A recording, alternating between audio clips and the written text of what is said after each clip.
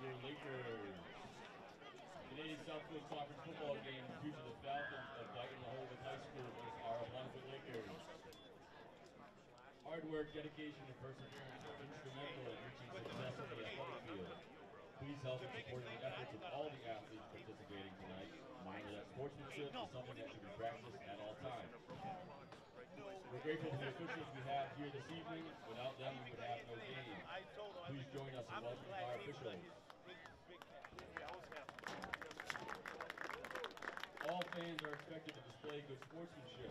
We remind all fans that we are dealing with young athletes who are trying to do their best for their school. We request that all cheering be supporters and spectators are reminded that admission does not entitle one to cheer, criticize, or degrade players, coaches, or officials. Spectators may be removed from the premises for unsportsmanlike behavior. Calling opposing players, coaches, or officials by name or number is not acceptable. Finally, we would like to remind all spectators and fans the only people speaking to officials are coaches and school personnel. Let's make this contest a positive athletic experience for all. Our great nation has persevered through the leadership and sacrifices of men and women who have served or are currently serving in our armed forces. We invite both veterans and current military personnel to stand. We thank you all for your service to our country.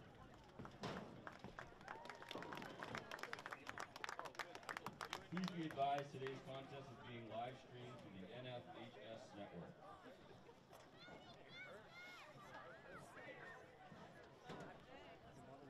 Please stand for our national anthem.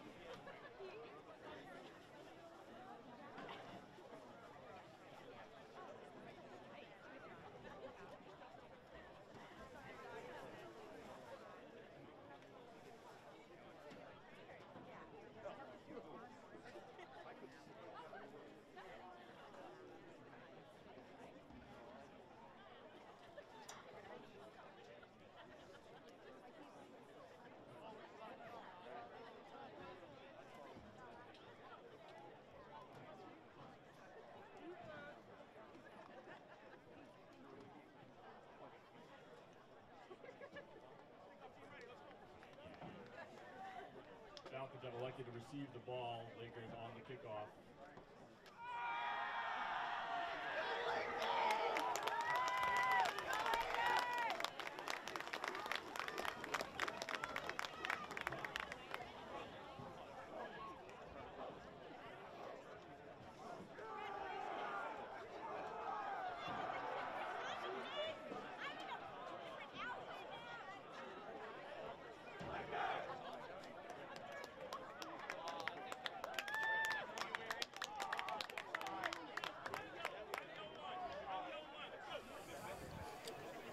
Hello and welcome to this Friday edition of high school football as the Apponequet Lakers look to host Dighton as the Falcons look to travel to the Apponequet Lakers. Last week for the Lakers, they were in Somerset where they saw themselves in a 100-point matchup, scoring over 40 points. I'm Eli Medeiros, joined by none other than David Montero. David, walk us through last week's game for the Lakers.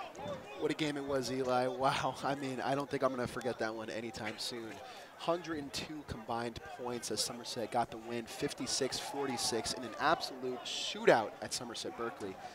Insane amount of scoring, and I'll tell you what, I was very impressed with Apponequet's offense, but I think the key to the day is their defense and, you know, get some stops on 3rd and long and getting off the field, give their offense a chance to work, because that offense was working last week.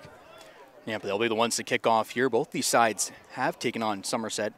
2 different results for both sides. The Falcons will be the ones receiving the ball. Tremblay will be the one kicking it off for the Lakers.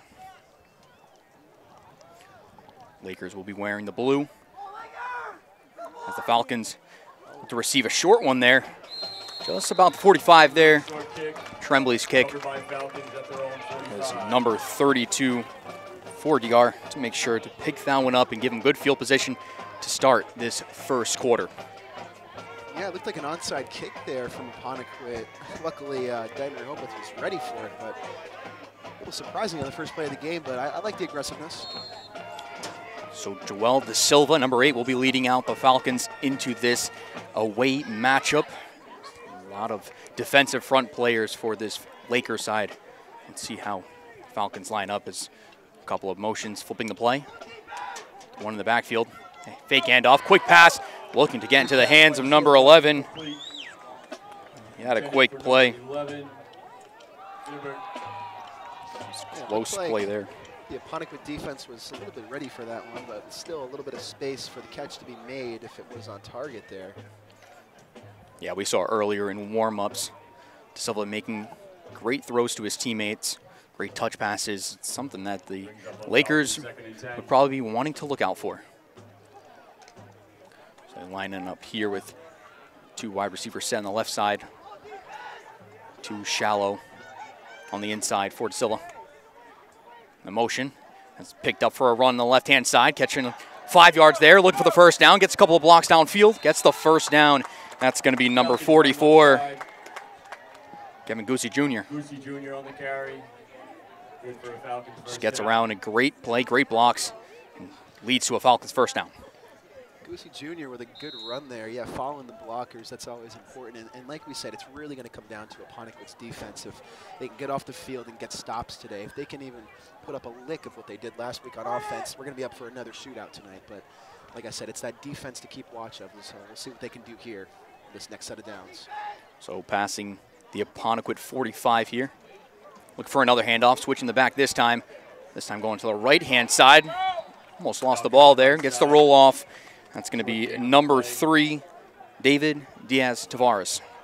So looking to use a multi-back system. We saw a lot of running in our last week game for the Apponequet Lakers and a lot of rushing yards against them. How do they adjust to that now?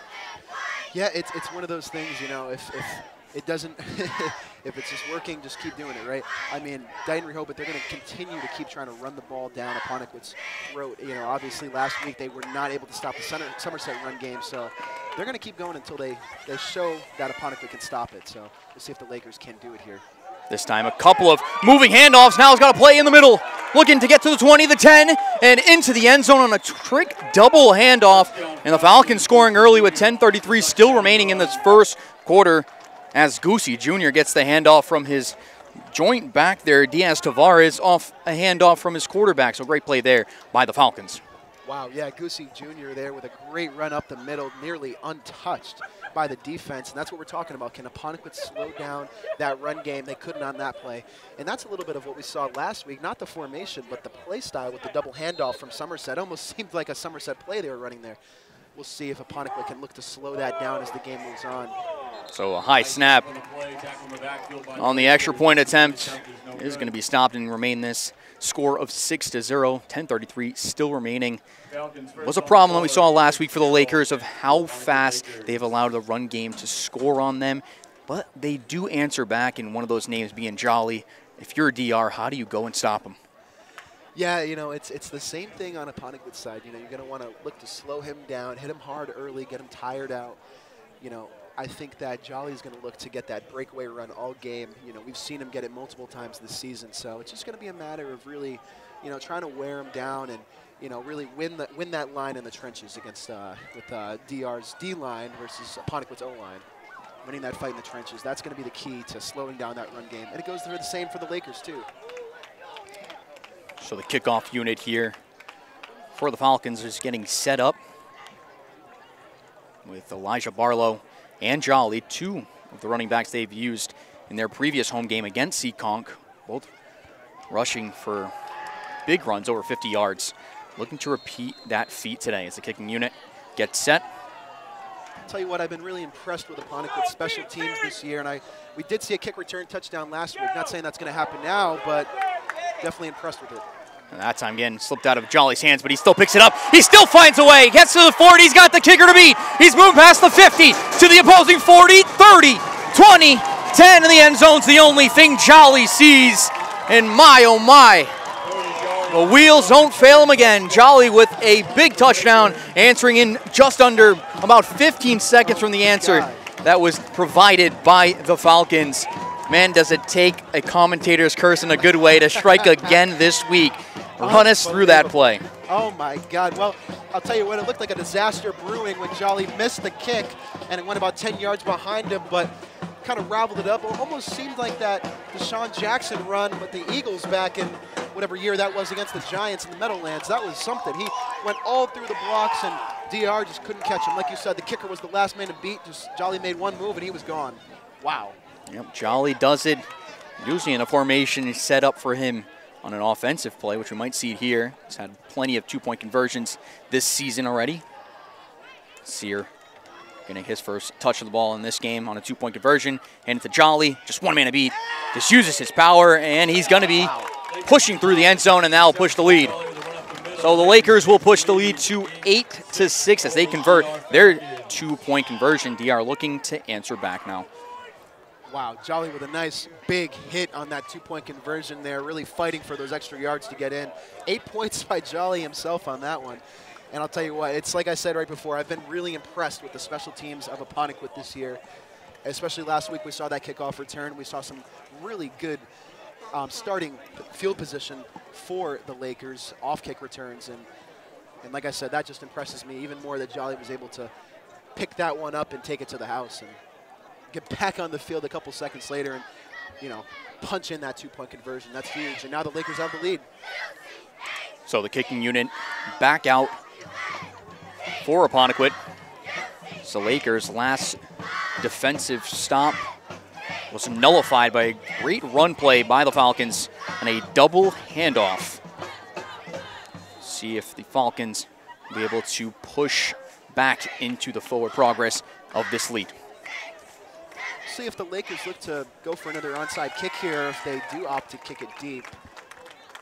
Dighton-Rehoboth returners look like they're only at the 15-yard line, 10-yard line. So this one going back, going to be received in the return onto the left hashes. Gets outside of them. And a big tackle there by the Lakers. Good coverage on that return there. Yeah, Thibbert getting to just about the 25, maybe a little shallow from there. So it's a good start to the drive there, just, you know, keeping them, you know, on their own 25-yard line. They make them go the length of the field, but, you know, this is where we're going to see, you know, are they going to continue to run it down Apponequet, or is Apponequet going to stand up to it and try to win that battle in the trenches?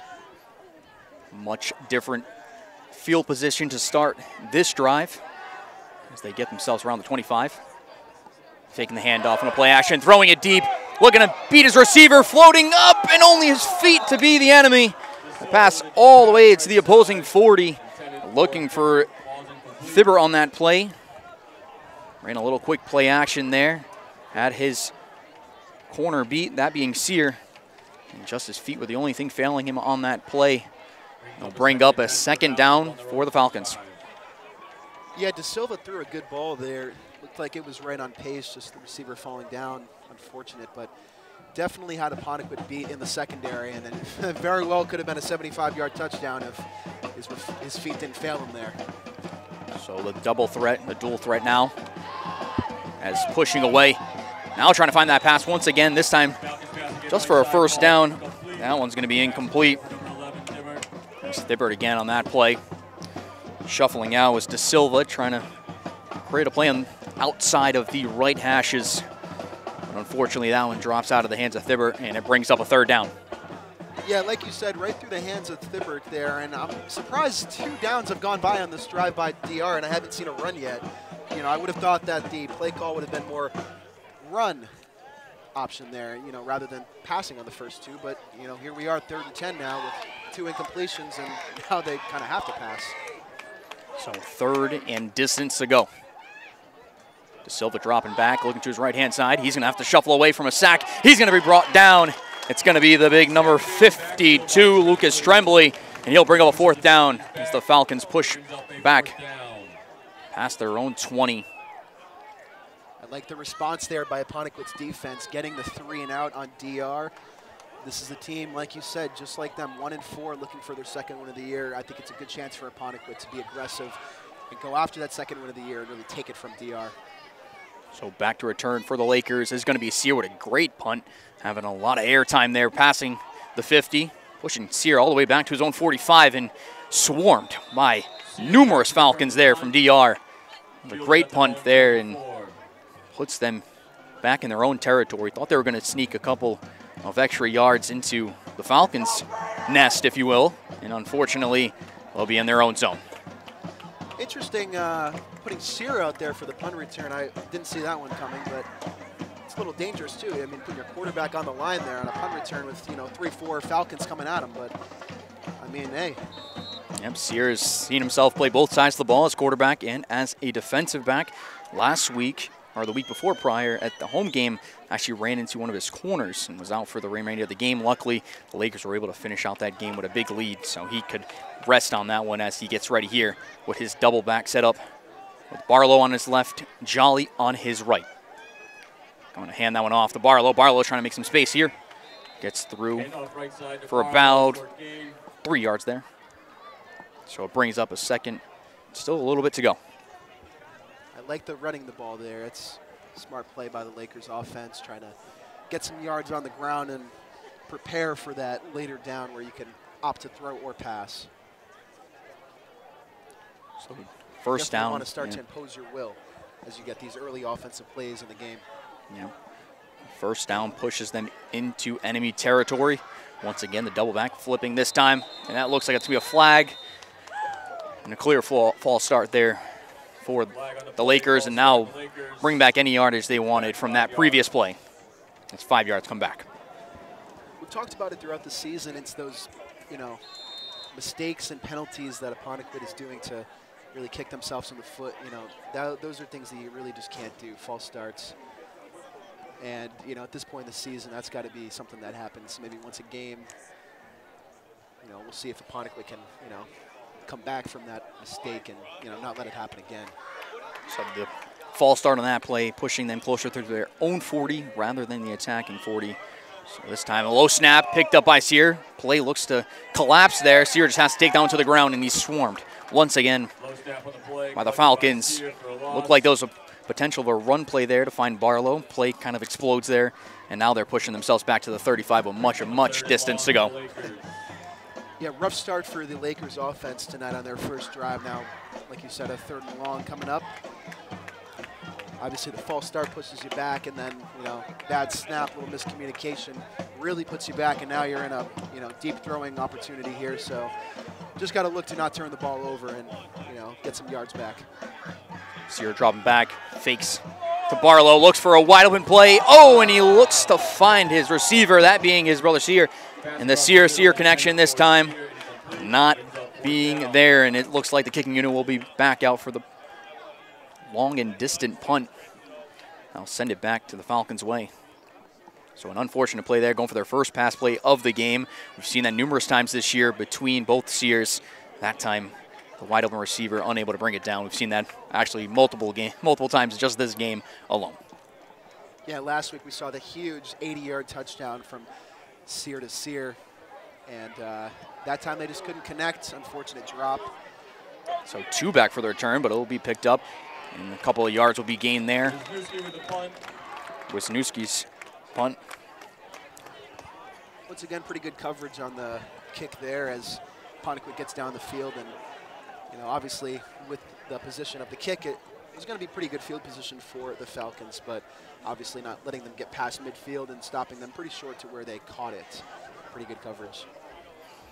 So De Silva once again coming out with the Falcons, looking to score. The previous drive, unfortunately, ending in a punt after a sack that De Silva had to succumb to. We'll see if this changes as their first drive did. Motioning is going to be his running back this time, faking the handoff. Looks for a toss there. Does get it away, but looks like the yard is going to push them back for a second down. So it looked like De Silva was trying to find a fake to one of his running backs, that being Diaz Tavares, and then flipping it around to number 44, Goosey Jr. Fortunately, that doesn't end too well for them as it makes it no gain. Yeah, so far since that first drive, the Apponequet defense has held up pretty well against the Falcons offense, and once again, you see it right there. I'm curious to see if the Lakers are going to go after the quarterback, De Silva, a little bit more after getting that sack on the first opening drive, or second drive, I should say. So second down, lining up 2 on the right-hand side, 1 inside the hash and 1 outside. Motion from the sophomore, fakes there, shuffles to his left. The pressure's coming too there. Tries to toss it away. Smart decision by De Silva there as Tremblay, as well as Wisniewski, was looking to accumulate the second sack for the Lakers on this young night. And once again, we see it there. Multiple Lakers coming at De Silva there, trying to bring him down on the pass.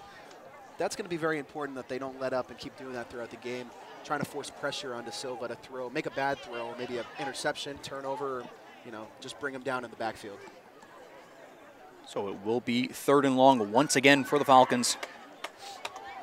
We've seen this air game having its potential, not on display just yet. Motioning as he shuffles to the right-hand side, looking for a play on the run. Tries to bite on that pass. De Silva, pass to number 11. That being Thibbert. And that'll be broken up on the man who unfortunately dropped it for the Lakers, that being Sear.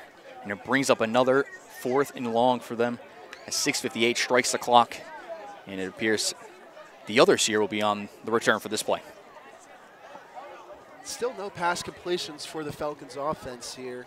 So obviously since that first drive where they ran it a couple times and got the big touchdown, but ooh, almost blocked. Looks like just a little bit of contact there. This one's going to roll inside the 10. Great punt there. That appeared to be quarterback De Silva on the punt.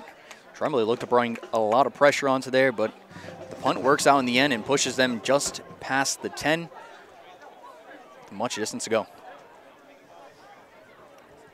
Yeah, I think it's going to be pretty important to, as the Apponequet defense, to take what the Falcons give you. And as you can see, they're throwing it a lot so far. And if they're going to keep doing that, just keep playing good pass defense, knock it down, and force pressure on the quarterback. And they've done that so far in the last 2 drives, forcing those 3 and outs. So a single back being handed off to Jolly. Jolly trying to get away. Looked like he had one player beat, but the Falcons make sure to get the big man on for a big play, as bringing 2nd down and a minor gain for the Lakers. Yeah, Apponequet's got to look to get that run game going, open up some opportunities for the pass maybe. As we saw against Somerset last week, plenty of pass opportunities for them once they got that run game going with Jolly early in the first half. Plenty of long touchdowns to be had for multiple receivers, so I think they really got to work on getting that run game going and see what they can do from there. So both offenses have shown they can score quickly throughout the season. It's being a fake, shuffling to his left-hand side to Sear. Has a pressure, great block there. Tries to get a couple extra yards. That'll get him past the 20, just shy of the 25. Great block there by his offensive line to allow him to shuffle outside the numbers onto the left-hand hashes. Smart move there by Sear to tuck it and run on that one and move the chains. Obviously plenty of open field to run and got the first down. So first down of the day for the Lakers offense. So it will be the first down, as we said, for the Lakers as they look to try to push their offense into enemy territory. Technically have not done that yet with this offense with 5:30 left, but we've seen both offenses score quickly as Sear drops back once again for a pass. Looking to his left-hand side. He's going to shovel to the right, get outside of the pocket, looking around, pressure around him, gets a pass up the field, tries to catch his receiver on the run, and it looks like he's going to be able to bring it down. That being number 3, Ryan Pond. A couple of weeks, he has turned up for this Lakers squad, making a ridiculous catch last week in Somerset with one hand. And man, the confidence keeps booming for the young man. Yeah, Pont had the amazing SportsCenter top 10 one-handed catch last week. You don't see a lot of high school kids making a play like that, and really impressed me about Pont. So with a great catch in traffic there, it's starting to turn out that he's the kind of guy for those in-traffic catches. But once again, you know, a lot of room for Sear outside of the pocket. You know, I think he easily could have got 5 to 10 yards if he tucked it and ran there, but makes a good decision to throw it right before passing that line of scrimmage and not getting a legal forward pass penalty. So this time he will take it, gets a couple of blocks on the field. He'll get a first down and more. Looks like he'll be just shy of the Falcons' 40. This time taking it for himself on a run. So this time takes a little bit of your advice there and brings it to the ground game rather than the air game. Yeah, and that's something we didn't really see a lot last week was the quarterback run. And I mean, maybe they tried it a couple times, but it wasn't successful. Nice little first down carry there for Sear. And I think if that's something that the Falcons defense is going to give them, then you got to take it if you're that Lakers offense. And so far in this drive, improvement from the last, you know, showing they can run the ball and picking up a couple first downs, getting into Falcons territory here. So a 1st and 10, just shy of DR's 40. Sear with Jolly on his right-hand side. It's going to be a bad snap. He's just going to take down to the ground before anything more disastrous occurs for the Lakers, and that'll push him back about 3 yards there, and appears that it'll be a DR Falcon hurt on that play. So a couple went down for a crunch there. So an unfortunate play on both ends. One player going down for the Falcons. We hope that he recovers, and as well as the Lakers, that chance getting squandered on a bad snap. Yeah, we see so many times players on the offensive or defensive line just get caught up in the trenches, and, you know, just so many bodies down there, so much weight getting tossed around, and unfortunately for that Falcon, he's still down, trainer looking at him. And that's twice now, by the way, we've seen bad snaps by the Apponequet offense, so something to keep note of is if that's something that's going to keep happening or if Apponequet can get that squared away, because you certainly don't want to be, you know, having a bad snap every other drive. So let's buy some time for both sides to assess this current drive. Now, weather has been clear, as you guys can see, but obviously it is getting a little chilly. So when a lot of these players sit back, this is what can cause injuries and some messed up plays. So as a factor going into this game later, as much as it's not rainy, as much as it's not windy, how does the cold play a part into this game today? Well, you know, obviously for the first half of the season so far, it's been really wonderful weather, you know, especially for players running around in full pads and helmets. It's been hot, I guess you could say, and I think, you know, it's something to definitely get used to, and something that Apponequet's going to have to get adjusted to as the season goes on, the cold weather. You know, I haven't seen, I don't know if you've been at one yet, but I haven't seen a game where there's been bad weather rain-wise, but, you know, obviously there's always chance of snow as we get into the later days of October and November, and I guess we'll just have to see how it factors in. Definitely can be tough to, grip the ball as a center. To get a good grip on the ball as a quarterback, it can be tough too when it's colder out, and just making sure you got those hand warmers on for those skill players, right? So second down appears. There's the handoff on a wheel route there, moving around, trying to make a couple of extra yards out of nothing, that being number 28, as Dylan Bradley gets a small gain on the second down. So it'll be a third, just over 5 yards. Those are the kind of runs as a coach that you love to see. You got a guy right on you behind the line, but you fight for about 5 yards, and you get, third and reasonable now. You could really run or pass on this one. Looks like, what, 3rd and 6 just about? So 2 minutes and 39 seconds remaining in this quarter before the teams decide to flip. This time, going to be a fake by Sear. Got a couple of pressures there. Moving this time to Sear on the left-hand side, just shy of the 30, maybe getting right to the 30. And once again, we see that Sear connection and a great patience by the quarterback, Caden Sear. Yeah, great play there. We saw it plenty of times last week and throughout the season so far. Sear to Sear. We see it once again right there for the first time today. And it's a dynamic connection. We talk about the connection that they do have together. When you're brothers, you just have that unformed chemistry that, is like nothing else. And I think that, that's what Apponequet really has to play into, their strength, having that chemistry between Sear and Sear, and, working on maybe a couple plays that are specifically for receiver Sear, getting him open and getting Caden Sear a chance to get him the ball. So passing the 40 now, this handoff to Jolly, getting just shy of 4 on the entire swarm of Falcons, making sure he doesn't get anywhere further than that. So it looks like about just short of a 5-yard gain for Jolly.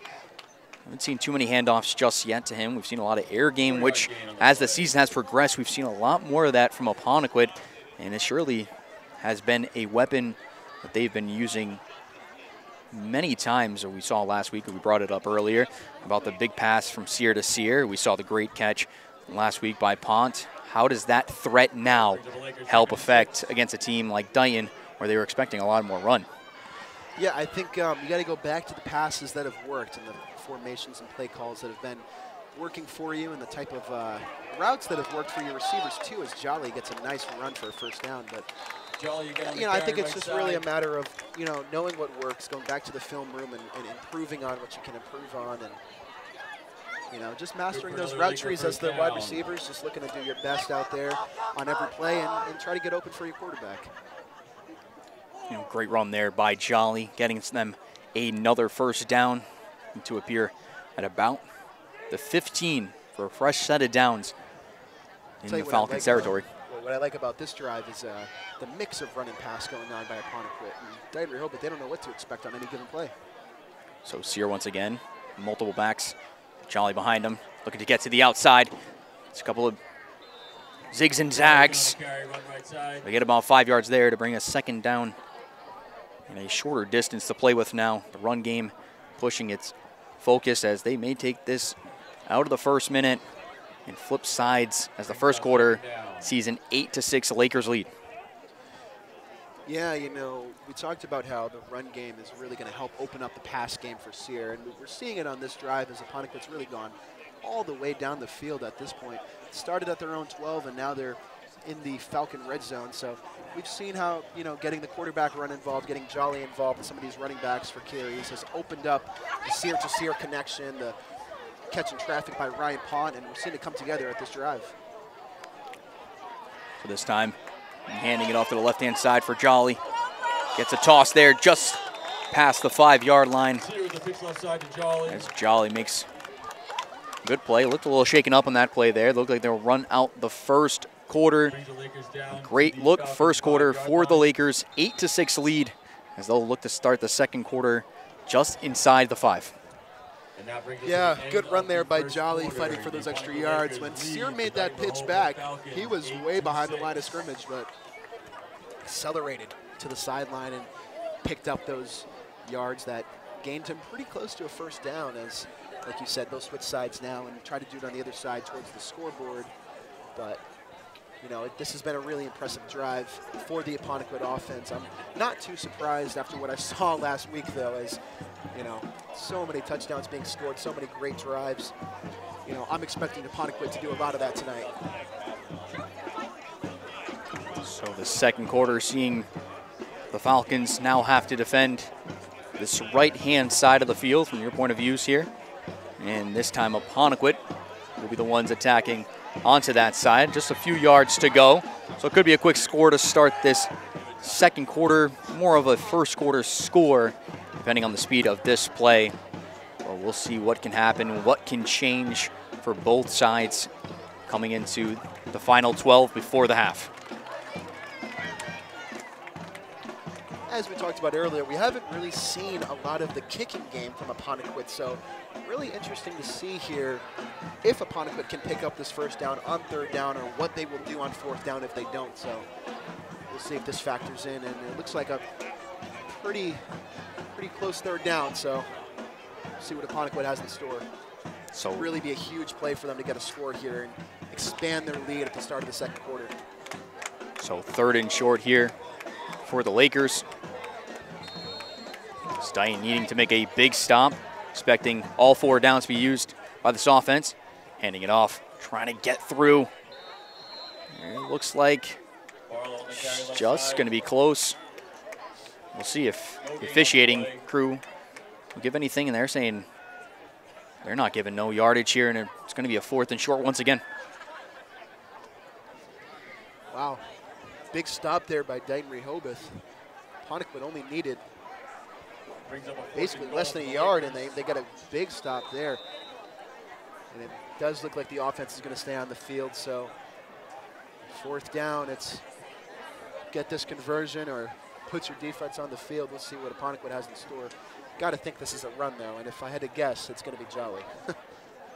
So we'll see. Then we've seen single back. We've seen 2 backs between Barlow and Jolly, and we've also seen the usage number 28, Dylan Bradley today. So using a 3-back system, shuffling them as a use of like a Swiss Army knife of a run game. This time he's going to have 2 back there, Jolly and Barlow. And it looks like they did give them a first down there. Jolly's going to push forward, trying to get away. It's going to be about 4 to 5 Falcons there making the play. And just to review that, they did give the first down. Fear that they weren't at first, but they need to bring the chains out to make their decision there. Yeah, a little bit of a delayed reaction there to the first down call as they had the fourth down marker up, but as you saw, they did change it to first down, and good thing it was, because that would not have converted if it was fourth down, that last one there. Yeah, deciding to go for an outside run there. See if we could gain a couple more yards. A 2nd and goal is getting set up for the Lakers. This time having Jolly behind Sear. Looking to stack a couple on the right-hand side as the handoff follows suit, and pushing through is Jolly by great blocks. And the Lakers score once again as Jolly celebrates with his fellow fans. As only a minute and a half or so taken off that clock in that second quarter as the Lakers score here. And they'll probably set themselves up for another 2-point conversion to stretch this as much as they can. Great job by Jolly there to follow his blocks and get back after that first down where they tackled him for a loss or no gain. Just a good job there. All 14 points now belong to Brody Jolly. So we'll see what Apponequet decides to do here on the 2-point conversion. Yep, leading his team this season so far in touchdowns and definitely in yardage on the ground. This time he's going to be throwing it, floats it to the right-hand side to Sear. One-on-one, that one will be intercepted. And I'll cancel out that 2-point conversion as the Lakers remain in the lead 14-6, 10:24 remaining in this quarter and in the half. Yeah, I like the decision there to throw it. I think it's great coverage there by Thibbert, but you know, I do like the decision to throw it there. I think DR would have been expecting a run. So, and it was Sear to Sear again, so we had a chance there for the 2-point conversion connection from the two brothers, but You know, now with the score being 14-6, it's still a one-score game. So we'll see how Dighton-Rehoboth responds. It's been a long time since Dighton-Rehoboth's offense has been on the field. So we'll see what they've been cooking up on the sideline. Yeah, we've seen their first drive end in a touchdown, a quick touchdown, which unfortunately for the Falcons was answered fairly quickly on a kickoff return by Jolly. Following 2 drives for the Falcons, saw themselves bringing out the kicking unit against the Lakers. Lakers able to capitalize on one of those drives, stretching this lead to another score. So Tremblay will get set up with the Lakers. This time kicking to the opposing side for the first time today.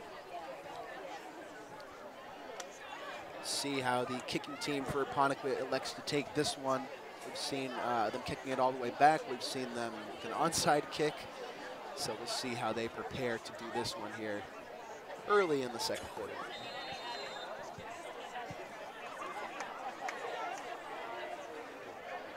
So the Lakers getting set up.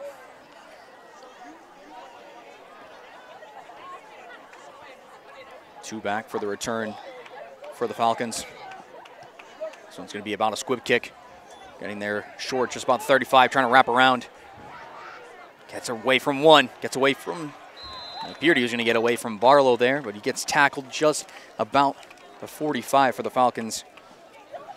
Big tackle. So Tavares that time, and being the junior, the backup quarterback for this team, getting his touches into the kicking unit. So bringing back out De Silva onto his right-hand side. He'll have one back, flipping the play.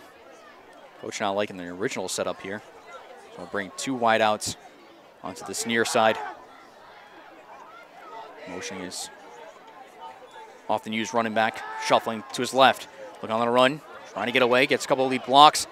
Looks to take it himself, gets past the 50, gets just shy of the 45, gets past that and into the 35 now. And they've attacked there. This time he's taking it and using his feet. We've seen that from Sear, and we're seeing that from De Silva. Looks like De Silva benefited from the rest on the sideline there as his fresh legs. Big gain there on first down on the quarterback scramble. And that's something that we got to watch today. Both of these quarterbacks have had a lot of room to run outside of the pocket on those play action plays or going out to the left or the right. So we'll have to see if they, use the opportunity to run moving forward, because we've definitely now seen a good collective amount of rushing yards by both quarterbacks. Once again, this time flipping the play with 2 receivers on the far side. Quick pass there into the right-hand side, looking for a first down and more. Gets the first and a couple extra yards with it, that being number 3, David Diaz-Tavares that time. But a flag might bring this play back. The officiating crew speaks it over.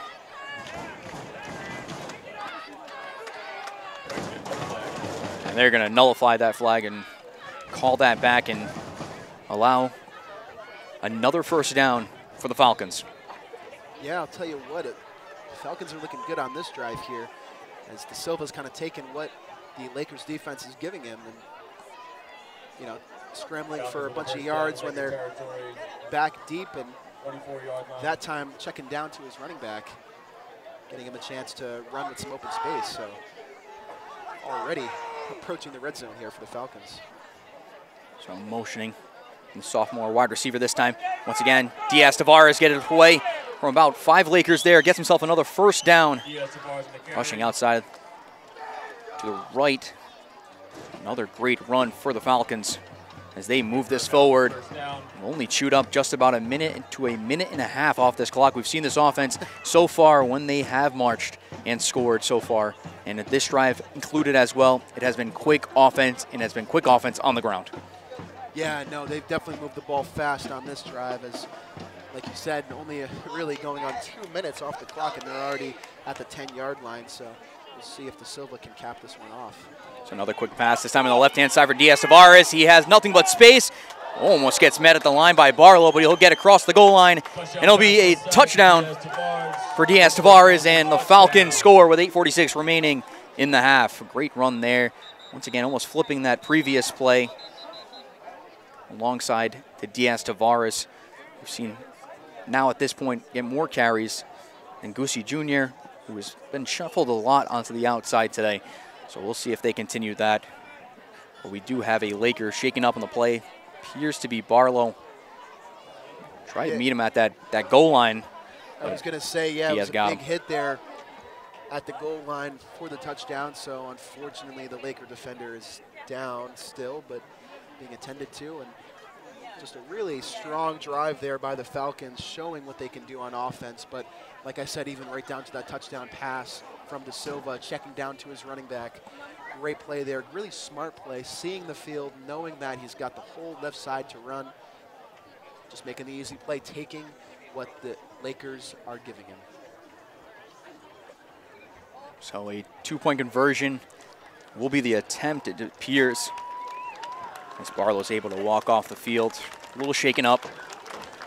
Coach and medical personnel will make sure he is okay to go before he steps back on that field. So we'll see if De Silva this time convert for them a 2-point conversion. And that would match the score at 14 apiece. Yeah, this would be a huge play for Aponiquit to stop, get off the field, and get the ball back up too. Would be crucial here in the second quarter, but we'll see. Wrapping around once again, doing the multi-handoff play there. And Goosey Jr. will make sure to get to the left-hand side and tie this game up at 14 apiece. And what a trick play we just see there. And it has worked the 2 times. One ended up being a touchdown for him, this time being a 2-point conversion, as this game is leveled at 14. Yeah, similar play to the long touchdown by Goosey Jr. on the first drive of the game by the Falcons, as they did a double handoff. Once again, this time, instead of going up the middle, he goes to the outside and easily walks in the end zone at left side corner of the end zone there. And Falcons, it looks like there was a penalty, so no 2-point yet. Eliminate that play there and push them back past the opposing 10. So a huge shot there. The Lakers are going to need to make sure that they make this stop.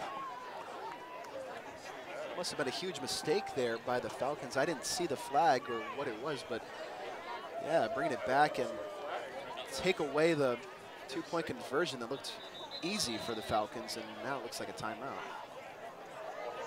Yeah, from our point of view, we didn't see any flags be thrown. It seemed like it was a communication, and quickly pushed it aside and pushed them back and said, let's try this thing again. But refs must have saw something that we didn't. If I had to guess, I'd say holding because of the 10 yards, but I guess, you know, we simply just don't know. We didn't see it. So, well, definitely going to be a tougher conversion now for the Falcons. A little bit further back, and the Lakers know they have to go into the end zone on this 1-2-point play, so obviously they're going to be back and ready. We'll see what the Falcons do here. Got to be creative. So we'll see if they return to that run game, or this time test the air with De Silva as they get set up and started back for this 2-point conversion. The Lakers do as well.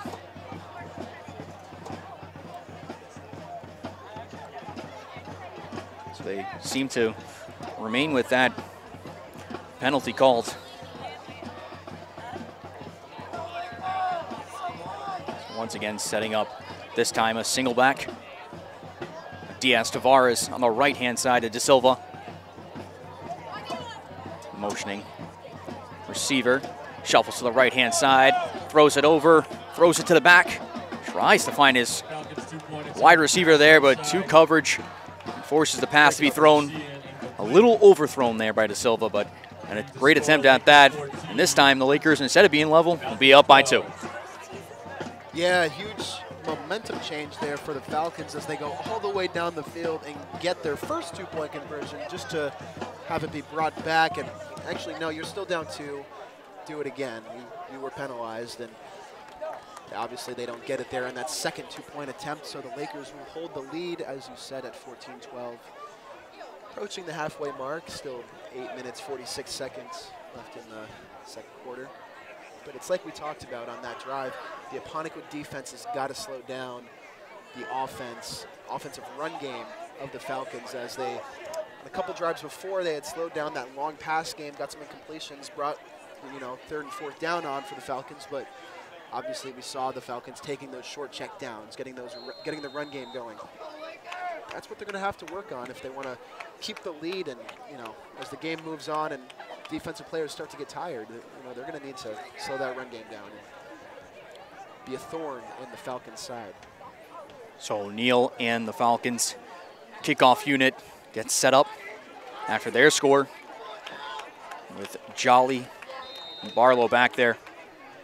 Last time we saw a kickoff, it ended in a end zone trip for Jolly. This time going shallow, shuffles out of play. That's going to bring a flag on the play against the Falcons.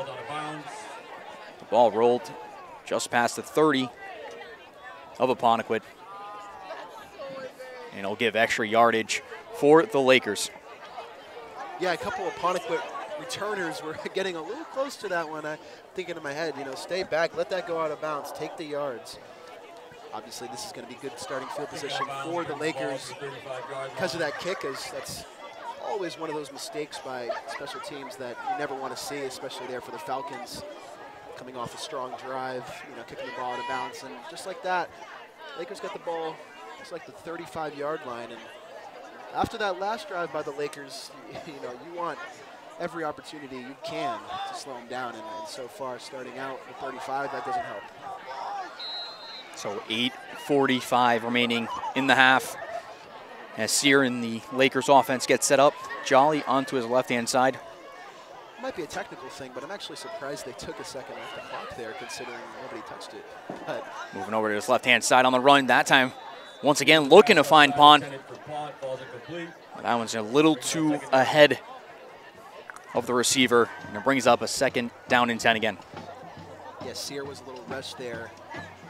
A little bit of pressure he had to face there to make that throw, so got to see how the O-line's going to do to hold up here as the game moves on and give Sear time to make the throws effectively. So this offense gets set up at their own 35 for a 2nd and 10. With Sear accompanied by Jolly. Takes this one, shuffles to the right-hand side this time. Looks to throw on the run, a quick pass. Just drops right out of the hands of number 12, that being Lawler. Look for a quick pass to get him a 1st down. Unfortunately, dropped out of Lawler's hands. Yeah, 3rd Lawler and 10. might have had a foot out of bounds, too, by the time the ball got there. Not sure if even if he did catch it, if it would have been ruled complete. But still, we'll never know because it wasn't. So I guess we'll see what they do here on 3rd down. Oh, looks like another personal foul. Maybe our eyesight is just feeding us the wrong way. I haven't seen these flags, and somehow they're getting thrown. And they'll bring a 1st down just shy of the 50. That's twice now. Like you said, we're not seeing these flags. They must be on the far side of the field. They're just not really being thrown into the air too much because, yeah, I don't know what that could have been there. So an empty backfield. Sear has 3 on his left. When he floats it over to Jolly, whether it's on the ground or in the air, Jolly finds the end zone, beating his corner, beating the safeties, and it's another score for the Lakers and another touchdown for Brody Jolly. Wow. Brody Jolly doing it all tonight. Kick return touchdown, rushing touchdown, and yes, we just saw a receiving touchdown by Brody Jolly. All 20 points tonight, collected by the man himself. And what a night this is becoming for Brody Jolly. 3 total touchdowns on the day. Gets behind the defense, and Falcons defense was touching his cleats by the time he was reaching the end zone there. What a play. So speed with the ball, speed without the ball, and even part of the hands team here. As Jolly gets them to push back into the leading column. They've made sure both scores that DR has provided them with, they've tried to answer as quick as possible. That time with empty backfield, this time with motion play there. Trying to get away. Doesn't follow any blockers there. Unfortunately, not making it till the two-point conversion, so it will remain 20-12 for the Lakers.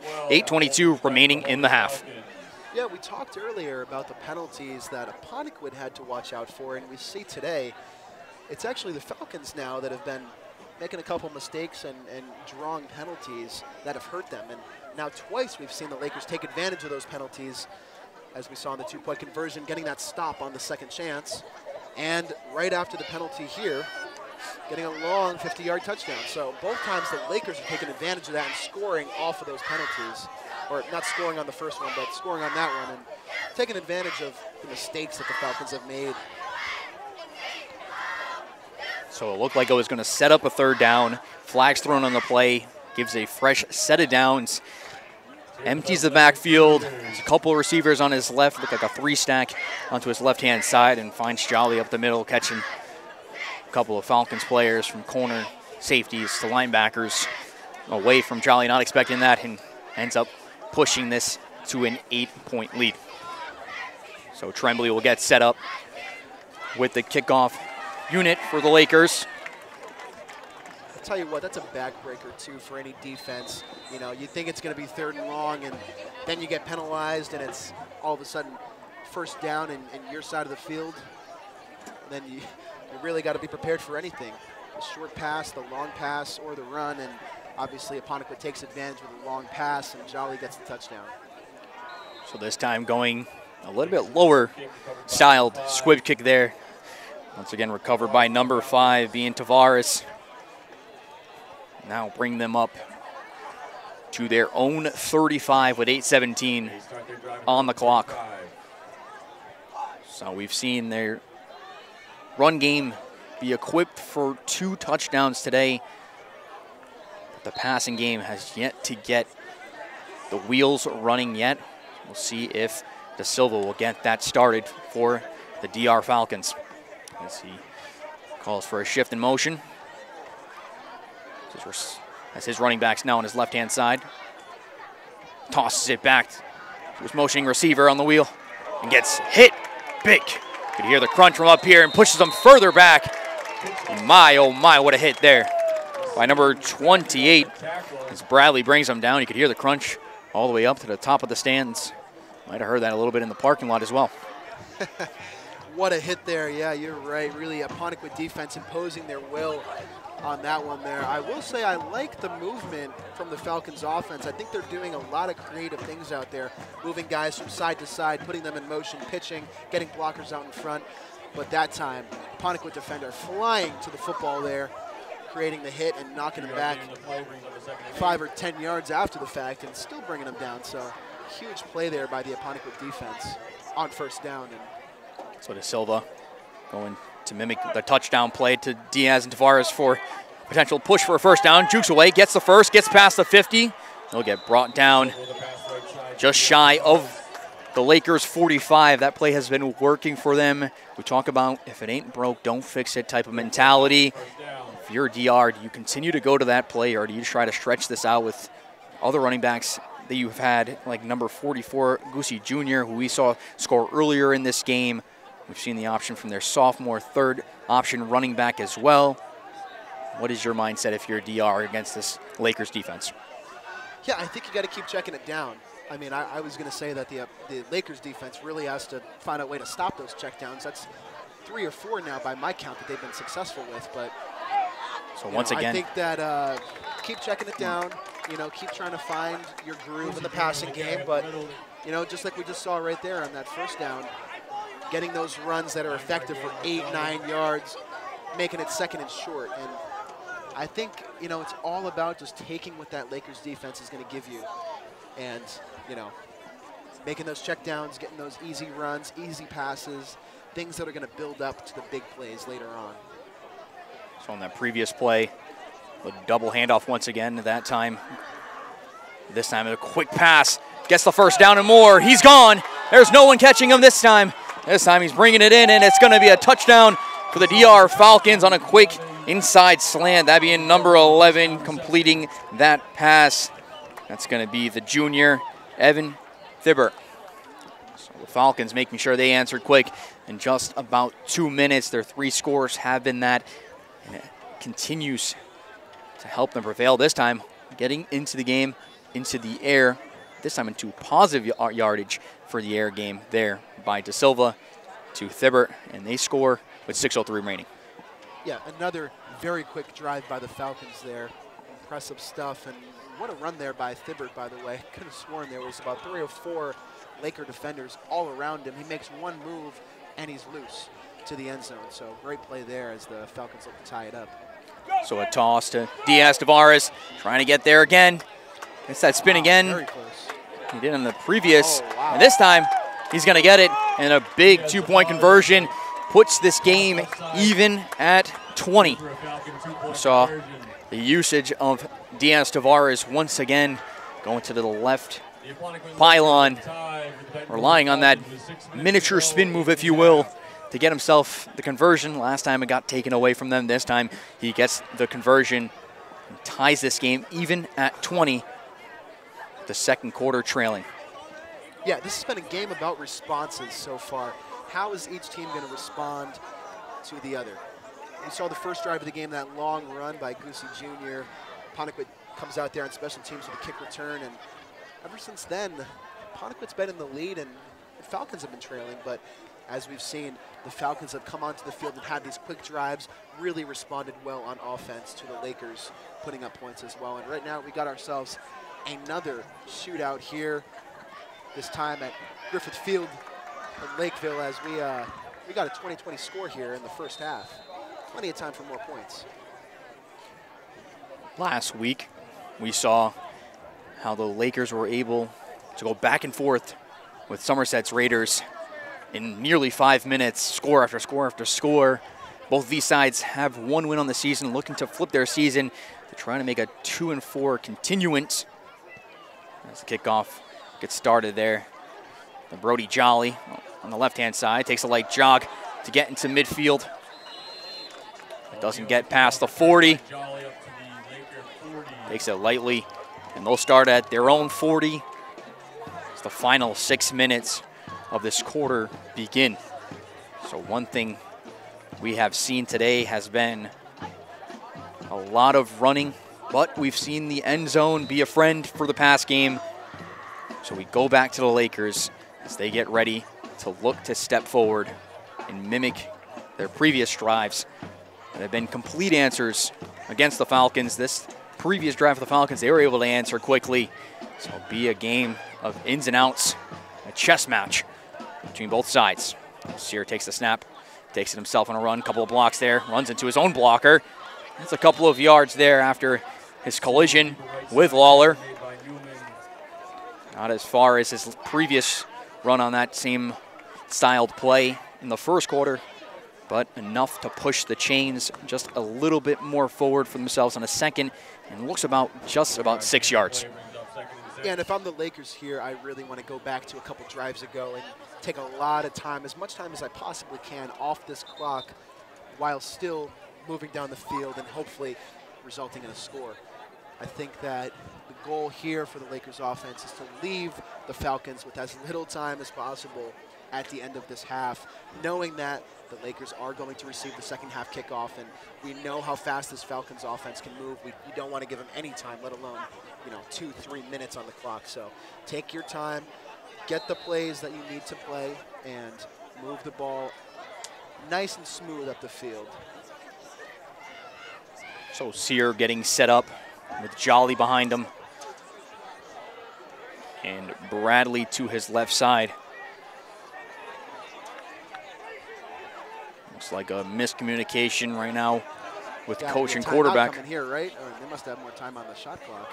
Taking that, moving to the left-hand side, gets a quick shuffle, gets a couple more and a first down gain there by Brody Jolly to get into the enemy territory of DR. What a good first down run. Gets a couple of shifts, gets away from a couple more tackles, which we've seen numerous times today and this season as the clock continues, and the play does too.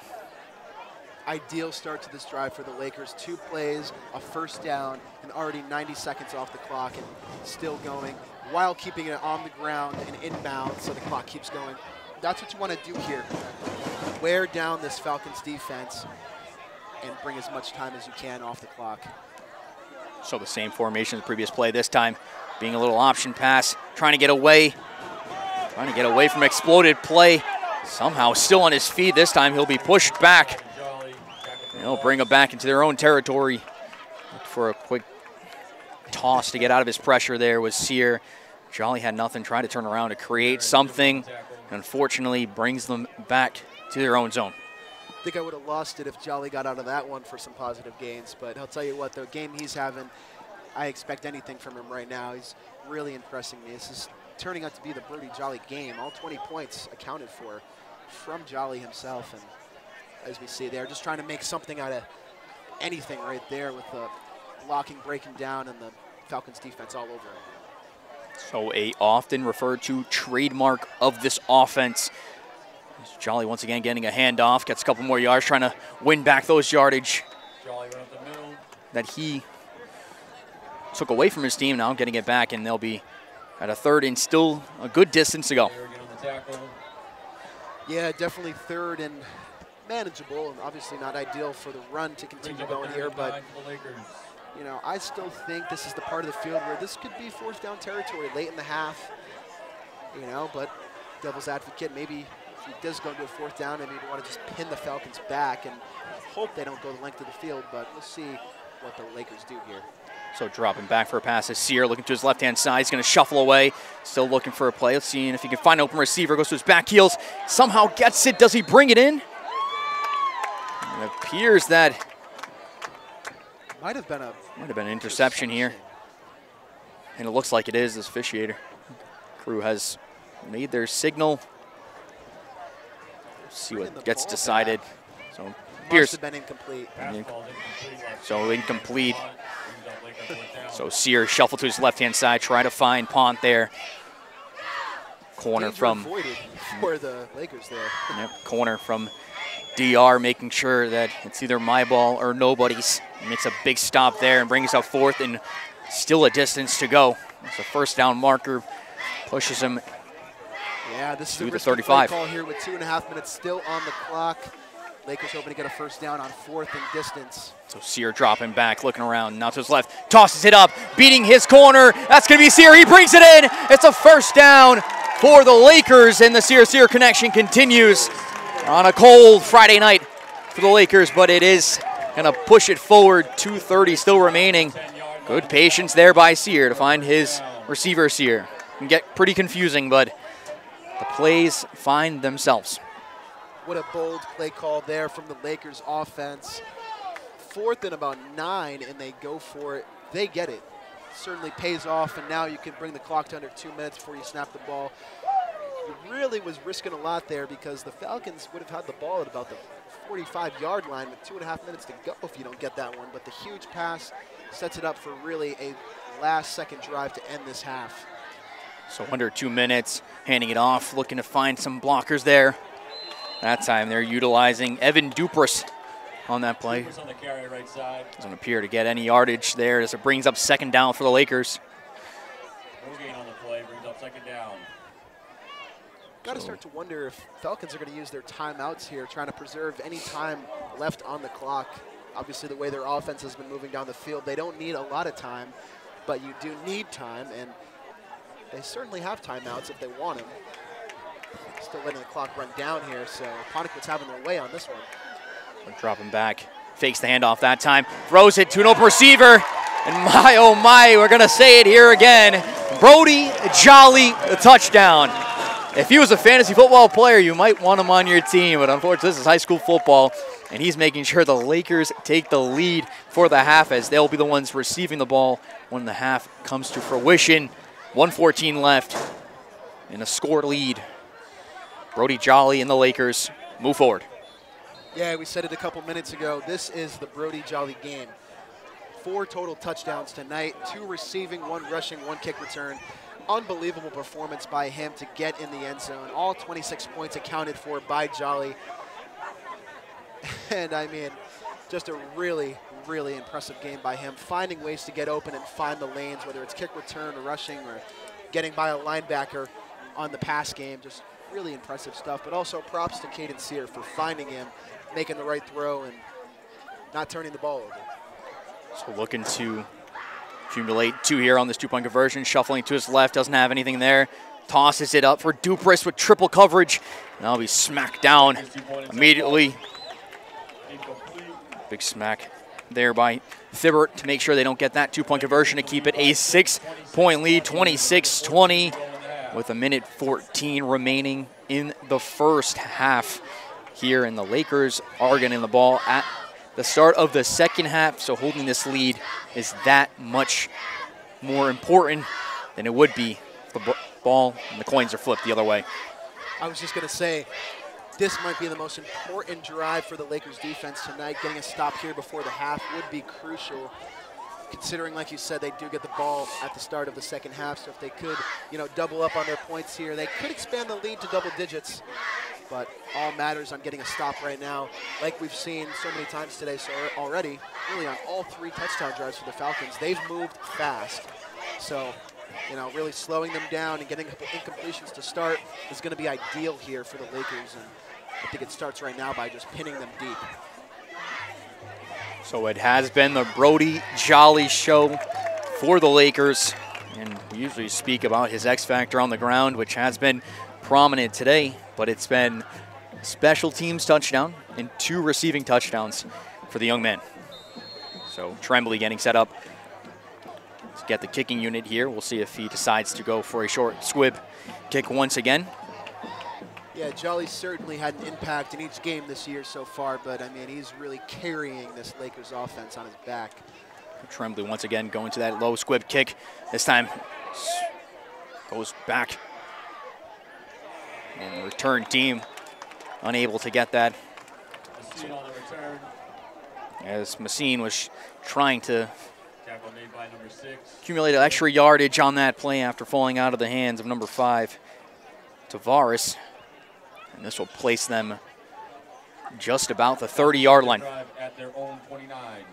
A yard short of that at the 29. So 1 minute and 8 seconds. We've seen quick responses so far by both sides, that including the Falcons on that. 1:08 remaining. David, do they have the time to do it, or are they best off just hoping for the best? I think they do, and I think it starts with this first set of downs right here, trying to get a couple early first downs and move the ball past the midfield marker. If you end up taking a little bit of time off the clock and not moving the ball, then it's going to end up being a matter Oh, it's a of deep kneeling pass. it, Looks and he gets his receiver. Messine is gone. Using his wheels, he gets through in the end zone. And we talked about short time. He didn't take nothing besides 1 deep pass to Silva to Messine. The sophomore running back making a great play. Streak rounding on the right-hand side, gets away. And a quick answer, the quickest answer we have seen besides a kick return. I think that one might have beat that by the speed of the play. And the sophomore gets himself his first score of the game. Yeah, I started to mention how you might want to get a couple first downs and feel out how the drive is going as you get under a minute here before the half. But one play is all it takes for De Silva to throw a long touchdown pass and tie up this game. Now we see the Falcons going for the extra point here rather than the 2-point, considering they don't need to tie the game now. They just need to take the lead. So we will see what they do here. But what a play by the Falcons offense. So the field goal is up, and it's going to make it through. It wobbled a little bit there, but the quarterback throws the touchdown and makes sure the extra point crosses as well. De Silva kicking that good there with 56 seconds remaining, and now having their first lead since their first score to push forward. They almost matched it after the second touchdown mark to make it 14-14. Fortunately, flags bring that back, and they unfortunately do not get their next chance to do that. But 56 seconds seems most of the time near to impossible to score, but we've just seen it. It took about, we'll say about 8 to 10 seconds to get that play done. One play, all it takes for De Silva there. Like we mentioned, just a crazy sequence of events by these two teams. I mentioned earlier, this is a game about responses, and we've seen plenty of responses by both teams, but the strongest one might have come right there from the Falcons offense, getting that touchdown right before the half. But now Apponequet has just under a minute. We'll see if they want to get aggressive here or just hold off until the second half. One thing you have to do here is make sure that there are zeros on the clock before you give the ball back to the Falcons, because as we know, they only need 1 second to make it happen, get some magic here. So just hold on to the ball and see what you can do. So O'Neal with the kickoff. He's going to give his own version of a squib. That one being picked up at about the 30. And a couple of yardage there. Big tackle. It's number 53. Boyden with a big tackle. In decent field position, once again, for the Lakers. 50 seconds on the clock. Definitely a few timeouts, so wouldn't be surprised to see the Lakers get aggressive here. Try to get some points on the board before the half, if at all possible, in what is really becoming another shootout, second week in a row for the Lakers. Lakers have surely provided scoring, but have provided scoring back against them. This time Sear going to shuffle out. He's going to take it himself, try to get the rush for the first down. Gets the slide there. Looks to be about 2 yards short. Timeout called by the Lakers. So 40 seconds remaining. It looks like they'll try their best to get the score and the lead here before the half. How crucial is it? You know, we talk about scoring before the half and having that double chance. In a game like this where it's been not the battle of inches, but the battle of scoring, if you're the Lakers, how important is this going into the half and what the half's next score will be? I think it's important for sure, and they've done a great job of setting themselves up for some fireworks to end the half for sure, already approaching the midfield mark and very close to a first down. But, you know, they do get the ball at the start of the second, and I think it's more important that you don't let the Falcons get any more points this half. You know, let that offense take a break until the second half, and once you get the ball in the second half, take a lot of time off the clock as much as you can and really make them think about their next drive for a while and hopefully slow down their pass and run game attack. But, you know, there's a good chance here for the Lakers to get some points, as obviously a couple more timeouts left for the Lakers and very close to midfield. They easily can get into Falcon territory, and obviously it's going to come down to a Hail Mary because the kicking game is not one to be found here for the Lakers. So the empty backfield, look for a pass play. Whistle is going to be called here. Appeared to be a very, very late whistle there. What was accumulated for a timeout by the Falcons, who returned it. Didn't like the way the Lakers were setting up on that play. Didn't trust what their setup, attack back. But yeah, smart sometimes on the defensive side of things to call that timeout and get yourself squared away with the right defensive unit, right defensive play call. Is, you know, this is a very important drive here for both teams. This here the Falcons, you know the Lakers are getting the ball, so now the tides have turned. You really don't want the Lakers to get a touchdown here, or any kind of points, because you have the lead and you know they're getting the ball at the second half. So I think the Falcons are really just trying to make sure they have everyone set and everyone ready to go here for these last 40 seconds. So a crucial defensive stand needed here by DR. Ponequid's going to want to make sure that they answer, and they answer quickly. Both teams have done that numerous times today. It has been a battle on the gridiron for sure. So once again, Sear, empty backfield. Two receivers on his left, two receivers on his right. Jolly short in the tight end position. Dropping back, looks to the left. Looks like he might float it up, take it one-on-one, might be overthrown there. It is, looking for Sear once again. Sear deep pass, ball incomplete. Look to find Sear on that play. Looks like Tavares was the corner in the coverage on that play to make sure it didn't get out of hand against this Lakers squad. We've seen that play already be thrown around. And Sear once again trying to find his wide receivers here on that same play. Yeah, Lakers here have been aggressive to start off this most likely final drive before the half, and now a 3rd and short. We'll see what they can do here to hopefully pick up this first down, but you know, hopefully get closer to the end zone. Really get a couple more chances for Sear to throw it that way, and we'll see a brother-to-brother connection to end the half, where Also, I wouldn't be surprised if DR is doubling him by now. So he had a little bit of a running back there. He's going to take it himself, try to get out of play before getting hit. So that'll stop the clock, and he'll get himself a first down on a 3rd and short. So 26 seconds remaining here in the half. So smart play there by Caden Sear. Good for a first down. Yeah, smart play there by Sear, able to get out of bounds and stop the clock. Still plenty of time, and now they're at Dighton-Rehoboth's 48-yard line, so Sear's got a pretty big arm. He can reach the end zone from here, but you know, I think they're better off taking what Falcons are going to give them and maybe get out of bounds or call a couple more timeouts. Try to get a little closer to the end zone before you make that big pass. So they do get themselves into Falcon territory. Just past the 50. Fake pass on the left-hand side. Quick pass, looking for Sear. Tries to get to the 40. He'll get stopped there. Another timeout, quick timeout by the Lakers. They're just shy of a first down. His second, it appears to be about 4 or 5 yards there left on the play with 17 seconds as the clock stops. Yeah, now you're down to the last really 2, 3, maybe 4 plays left. Probably not though, probably 2 to 3, and you really got to make them all worth it here. So, you know, if I was the Lakers, I'd be looking to pick up this first down and maybe get inside the 35, 30-yard line and set yourself up with 1 to 2 chances to throw to the end zone and get a chance to get a score here. As we know, it's very unlikely, especially where they are on the field, for the Lakers to bring out that field goal team. So, you know, you got to give your offense a chance and give Sear, your quarterback, a chance to make that throw to the end zone. And, you know, hopefully give the lead back to Apponequet before this half is over. So the offense for the Lakers getting ready and set up.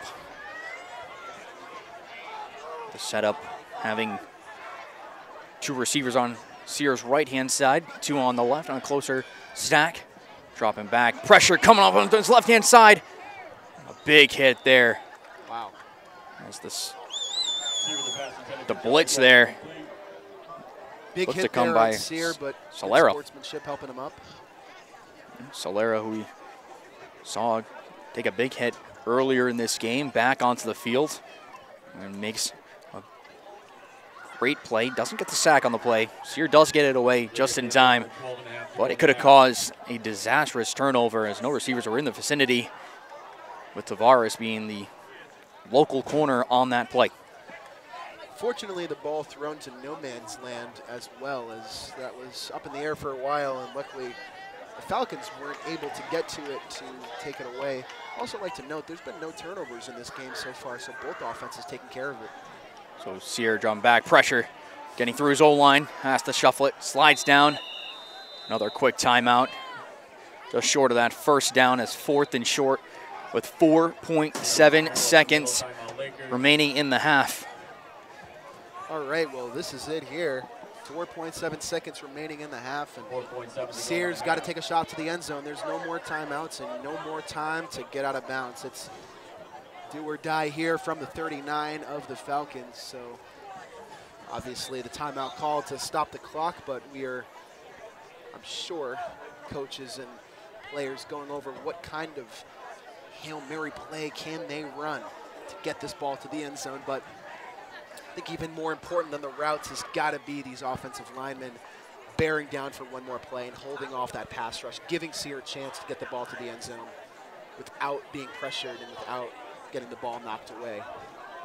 And as I always like to note, and we've seen in some situations before, the last thing you want to do is make a grave mistake. Whatever you do not turn that ball over. Do not let the Falcons get a chance to run it back for a score themselves. So both sides competing tooth and nail. Sear looks to drop back for a couple of receivers. Pressure there, gets away, loses the ball, fumbles it. We'll just jump on in. They'll take it to the half. As the Lakers trail here, as the traveling DR Falcons lead 27 as the hosting Apponequet Lakers trail by 1 with 26 scored. Closing out the first half here I'm Eli Medeiros with David Montero. David, what is one thing that each side needs to look to improve come into the second half, as both sides have allowed 26 points at least on both ends? Yeah, I'll tell you what, it's the same for both sides. It's defense. We talked about this for the Apponequet side at the start of the game. They need to be better on defense, and they need to force their opponents to get in those 3rd and long, 4th and long situations where they're having to punt and having to throw and not converting, getting those stops. For Apponequet, it's the run defense. Obviously, the short pass has continued to hurt them throughout this first half, but you know, you want to stop the run first and find a way to get those checkdowns out of their system for the Falcons. And for the Falcons defense, I think it's slowing down the pass game. Obviously, we saw 2 receiving touchdowns by Brody Jolly. He's got to be on your #1 most wanted list right now if you're the Falcons defense. You cannot let him get any separation in the run game or the passing game. Just double him at all costs. But for both sides overall, it's defense. You got to slow the other side down. Right now, there's no turnovers in the game. It seems like the kind of game that's going to continue to be a shootout in the second half. It is going to end up being something like, you know, the last team to have it is going to win, you know. So really just going to see how both defenses come out in the second half after strategizing against what they saw in the first half. And I'd like to mention, too, a little bit of commentator's curse again with the fumble on that last play. Really was hoping for the ball to get up in the air to the end zone, but unfortunately, Sear fumbled it and luckily fell back on it. That would have been a nightmare of commentator's curse if Dighton-Rehoboth had picked it back up, but fortunately they didn't. So I think we're in for a really good second half here, so I'm excited. So ending the first half, the traveling DR Falcons leading 27-26 against the hosting Apponequet Lakers. We'll be back with more second half action.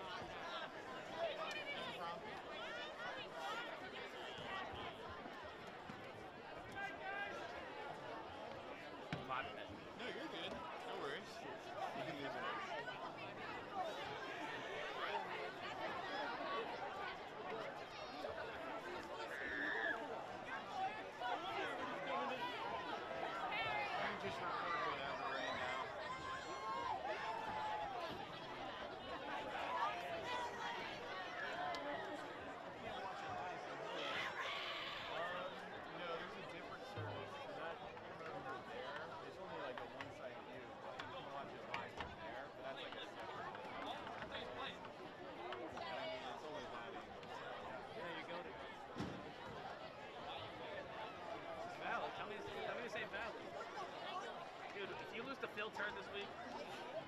Dude, his whole team is hurt. Jeff Wilson's not playing too.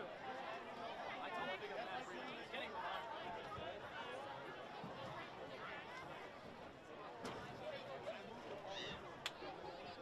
Oh wow, your hands are somehow cold yet sweaty at the same time.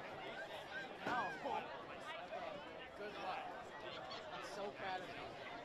You're amazing.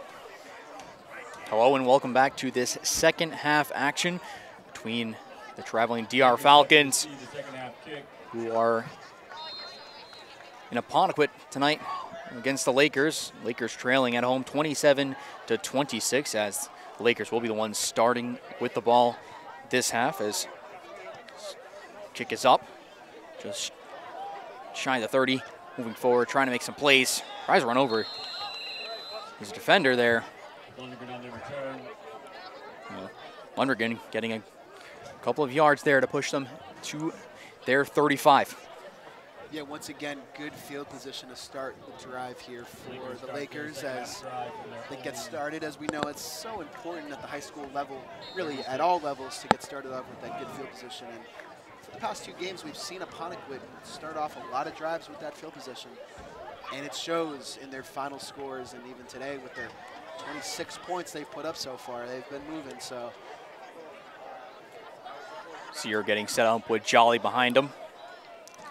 His first half presence was met with numerous scores as he pushes forward, taking as many DR Falcons as he can, as he gets himself just shy of the 50-yard mark for a first down. And my, oh my, was that a great first half for Brody Jolly and this offense. Oh yeah, Brody Jolly had a half for the ages. He had the kind of half that some guys look to do in a season. 2 receiving touchdowns, a rushing touchdown, and a kickoff return touchdown, accounting for all 26 of Apponequet's points. Great half by Brody Jolly. He's going to look to continue that in the second half. But as we talked at the halftime break, Dighton-Rehoboth has got to look to stop him at all costs. He is their kryptonite right now as he rushes for another good gain. He is what has been preventing Dighton-Rehoboth from having a larger lead. So they've really got to look to stop him and go from there at the rest of the Lakers offense. So Brody Jolly getting about 6 there, met by Solera with a big tackle. As it brings up second and about 5. 2 backs, one shifted to his right. The handoff, finding his other running back, that being number 28, Dylan Bradley. Saw his presence in the first half be utilized as well. We see the likes of him, Jolly, as well as Elijah Barlow, and even some usage of Evan Dupress in the backfield as well. Yeah, I like the usage of the run game to start this half, taking it slow, really commanding the pace of the start of the second half. I think it's important to kind of try to keep Dighton-Rehoboth off the field, their offense that is, as much as possible, and so far they're doing a good job. And by the way, Jolly having such a great game, he's not only doing good with the plays that he's getting and his runs and his catches, but just being, you know, someone that they have to pay attention to. And once again, having to pay attention to him again, gets away from a couple of tacklers and defenders and gets his team up to the 15, almost gets away. Big tackle there by DR In the red zone territory, down to to 18. make sure he doesn't make it another score. It has been the Jolly Bowl for sure tonight. Yeah, the career day for Jolly continues here with a nice run up inside the red zone now. And like I was saying, Apponequet can use Jolly as a decoy on a lot of their plays as well. And I think they'll look to do that and try to get some of these other backs involved. A lot of attention has to go to Jolly on every play moving forward for this Falcons defense. So look to see these other skill players getting involved here as a factor of that. Handoff back to the hot hand of Jolly, this time being met at the line. Brought back maybe for a yard or so. Big tackle there as Zabrita makes a big tackle there for the Falcons to make sure No gain on the play, second down. that Brody Jolly doesn't get anywhere forward. Yeah, that time a good job by the Falcons defense containing Jolly and really not letting him get many yards there. Actually, I really thought it was a loss, but it was actually no gain, so good job on Jolly to get back to the line of scrimmage, but good job on the Falcons to really stall that play there. Force a second and long. So fake handoff there. That one looks to try to find a fake. So the fake was originally for Brody Jolly, but Bradley will take that one and get a couple of yards in a gain there as they continue to try to get through for another end zone trip. This time third, still a little bit of distance to go with 9 more yards for this Lakers side, led by Caden Sear. And so far, almost 4 minutes, approaching the 4-minute mark that has been taken off in this third quarter by the Lakers, and that's exactly what I am looking for them to do, take as much time on these drives as possible, keeping the Falcons offense off the field. This time trying to fake play around, throws it off his back foot, does get it to Sear. Might get it in. It's going to be a first down. That time going to Sear, that being Colin Sear, the wide receiver for this Lakers side. That's an impressive play there by Sear, too, throwing off the back foot, but really going out to the right side of the field, right side of the pocket, but then throwing back over to his brother on the left side. It's the kind of thing you teach quarterbacks not to do, throwing across the body, but Sear, you know, obviously had an open man, finds him, makes a good throw, and, you know, like we talked about with that brotherly connection, you know, we see it once again right there, Sear to Sear. So they'll mimic with 2 backs, with Jolly and Barlow. Jolly trying to get away, breaks away from 1 tackle. Once again, TR making sure they swarm Jolly before it gets anywhere hectic for this Falcons defense. Yeah, looks like a small gain for Jolly, maybe. Made something out of nothing there, and you know that's been Jolly's story all game today, really finding those seams and Second and goal from the 6. creating space when there doesn't seem to be any space available. So just reaching close to the 6-minute mark.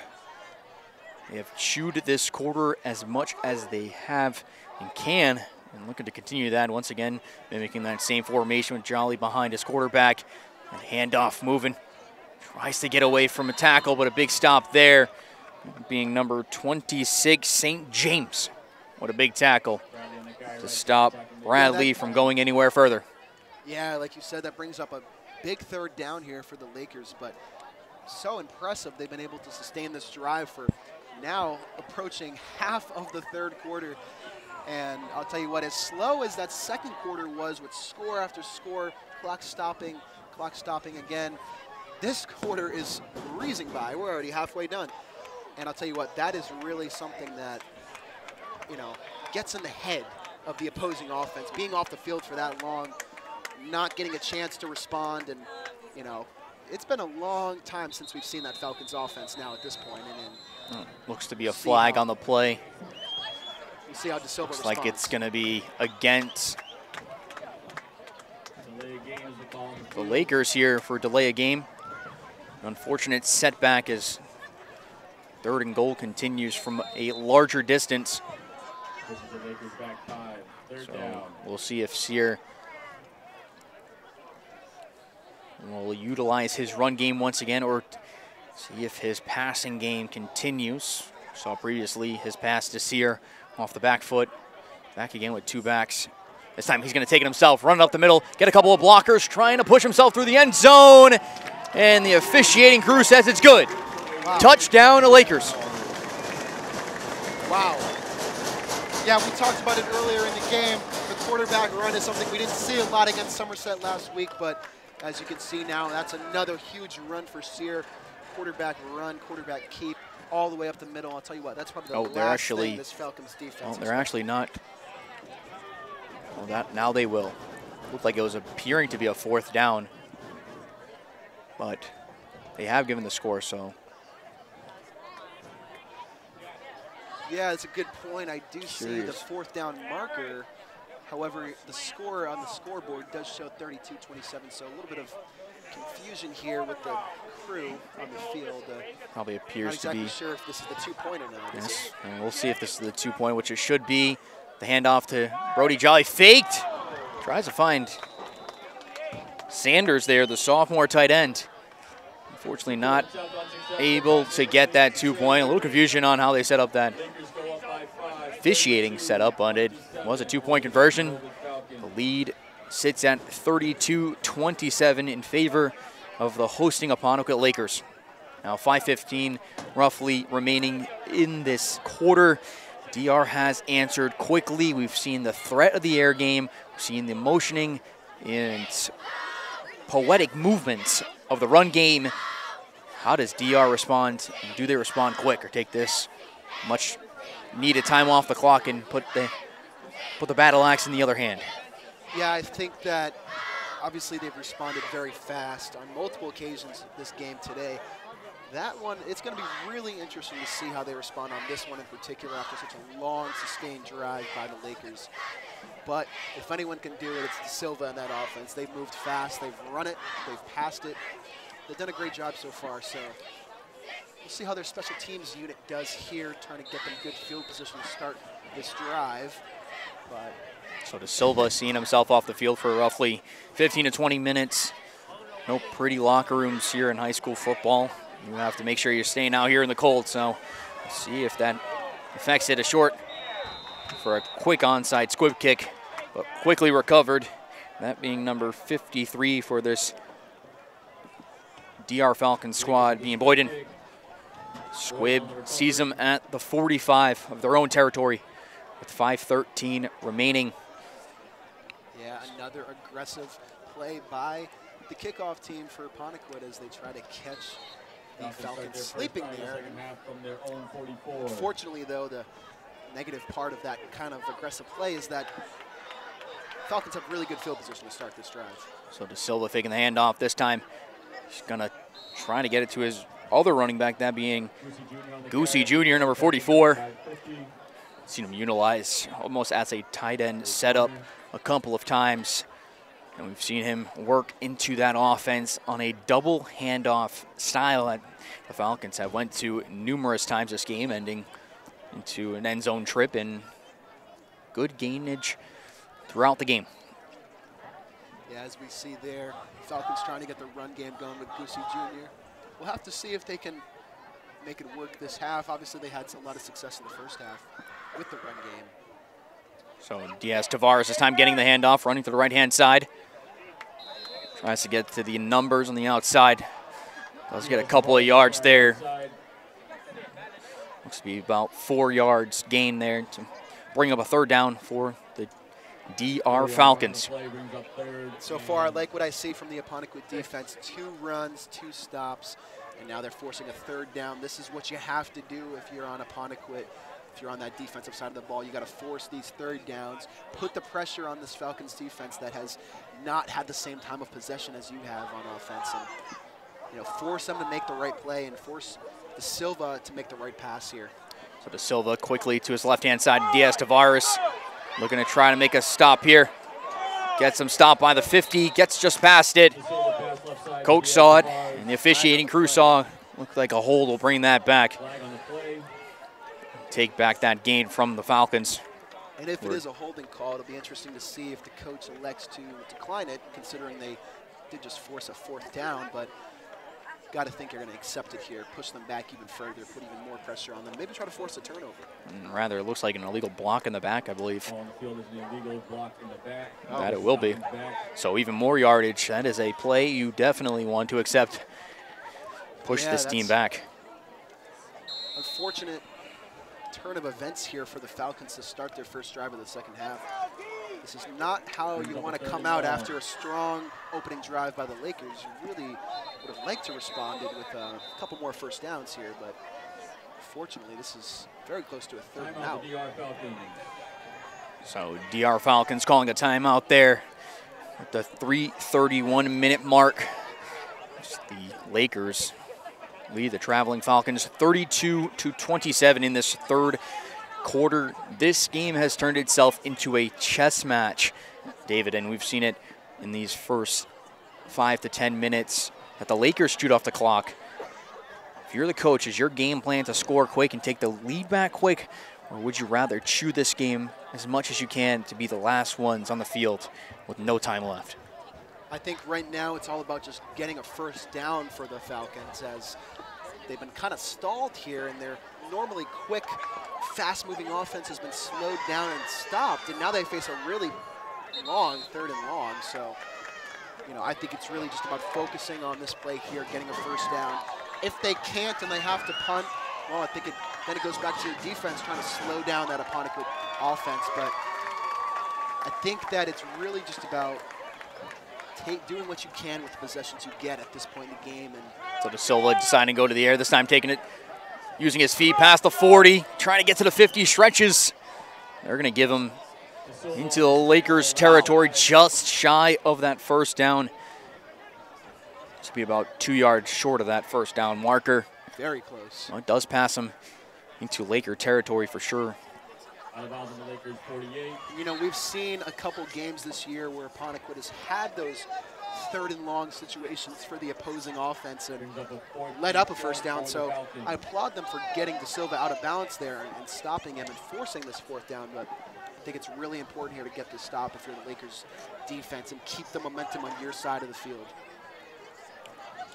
So fourth down, the offense remaining out there, led by De Silva. It is fourth and short. Two receivers on the right-hand side. Looks for a little shovel pass forward. Going. And he's got to the 20. He'll get to the 10. Nobody in front of him and nobody behind him anywhere close. And it's a touchdown for the DR Falcons on the quick forward pitch to Goosey Jr. And the Falcons score and answer back in a quick 2-minute drive. Fourth and short, sees themselves pass it in a first down and more. DR scores there. Wow, what an amazing play call by Dighton-Rehoboth there. We've seen that play by the Kansas City Chiefs a couple times. Pat Mahomes, little forward pass to Travis Kelce. Same thing right there to Silva, to Goosey Jr., and he goes all the way. You could tell Apponequet was not ready for any kind of play like that. He had one man to beat pretty much in the first 10 yards of his run, and then he was gone. Goosey Jr. goes for the score. So I'm really impressed by the play call there. That's a great one for the Falcons. So De Silva looking to complete a 2-point conversion, shoveling to his right, couple blockers in front of him, floats it over the middle. That one's going to be intercepted. My Dupris canceling out that 2-point conversion, but Dighton-Rehoboth remains in the lead, 33-32 at 3:14 remaining in the third quarter. Quick answer back there by the Falcons. Took an illegal block in the back penalty that set them back, but De Silva's legs got him just short of the first, and forcing a fourth down. Quick little shuffled pass forward. As you defined earlier, we've seen Patrick Mahomes in the professional level do it, catching the Lakers sleeping in the middle of the field, leading to the lead, changing hands once again in favor of the Falcons. Yeah, really impressive stuff there by Dighton-Rehoboth to respond. Obviously, the penalty pushes them back. It's third and long. You're thinking, oh no, we're down to Apponequet. They just had a massive drive, and now we're getting stopped, and they're going to get the ball back. The next thing you know, a huge run by De Silva, quarterback keep on the scramble. Then the big fourth down conversion, a huge play call, very creative on that kind of play. And you know what I really liked about that fourth down conversion was Dighton-Rehoboth actually had number 3, I forget his name, but he was out to the right, almost like a check down, the thing they've been running this whole game, check down to the right or the left, and it almost seems like De Silva pump faked that check. And, you know, on a 4th and short play, you know, what are you expecting if you're Aponic? A check down. And obviously they fake that and they do a little pitch to Goosey Jr. and completely catches Aponic off guard, and really smart play. And now Dighton-Rehoboth has the lead. It's once again a 1-point lead. So the kickoff going into the hands of the big man, number 50, Kevin O'Connor. Just to give you an update on Elijah Barlow, he's returned with his team in a cast, and the pad's off. Unfortunate hit for this team. Hopefully we'll see him back on the field well and healthy, giving his teammates hugs as they wish him well in recovery. Yeah, unfortunate loss for the Lakers. Obviously, huge impact on the return game and the offense of the Lakers, but Lakers are going to have some other offensive players step up if they want to take the lead back and get some more points here on the board. Fortunately for them, they have a guy named Brody Jolly on their side. Oh, another one taken here by Sear. He'll get just short of the first down, trying to get to the 50-yard line. Looks like they'll place him at the Lakers' 49. 7-yard gain on the play. 7 yards there, making it a 2nd and short. Talk about see that quarterback keep. And we're a huge play. Talking about the running backs, and now we have the quarterback that's mimicking that position that they've lost without Barlow out there. But they've had some help throughout the game from the rest of their able backs. So this will be a 2nd and short, just shy of the 50. 2 running back set, trying to get to the outside left. Trying to get away from one tackler, does get past the 50. So Dylan Bradley, not quite a first down, Flag on the play. but a flag might bring this back. We'll see what the officiating crew has place on here. Dylan Bradley a little slow to get up there. So hopefully not another hit for this Lakers side in the backfield. Seems to be just okay, but looks like this one is pushing the Lakers back. So this will push them well behind yardage gain, as this gets them at their own 39. The holding call brings them back 10. Yeah, and we've mentioned obviously how the penalties and the mistakes can hurt either side.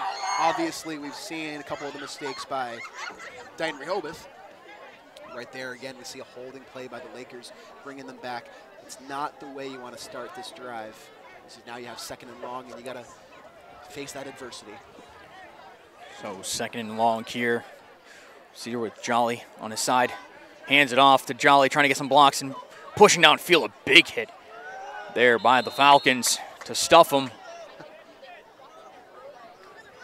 So the Falcons making sure he doesn't get too far away. He's got a couple of yards there to push it inside 10 yards now on a 3rd down. Certainly becoming a brisk Friday night here at Griffith Field, and players have got to be feeling the cold, but got to think the adrenaline's keeping them warm, though. We're hoping that continues throughout the rest of this game as we approach the 1-minute mark remaining in this 3rd quarter, as Sears, accompanied by Jolly, throws it quick to the left side to Pont. Pont looking to try to get a first down on this 3rd and about 7. Gets tackled inside, so just shy of the 50. Looks to be about 3 or 4 yards there left to gain on the 4th down by Pont. A quick out pass there to try to find his, what has been appearing to be his wide receiver 2. It's Sear, but we've seen him catch a lot of passes in these previous 2 games. Yeah, valiant effort there by Pont. Obviously, we've seen him with some very impressive catches so far this year, like you said. So, good effort there. And it looks like they're bringing some different players out there. Not sure if that's the punt team. I think the offense is still on the field. It is 4th and short. This would be another, oh, and it looks like they are. They do have a punter out there. His 55 is back deep. But I was going to say that would have been a little bit of a risky play there in the game, but Timeout called. Lakers. So 13 seconds remaining in this third quarter.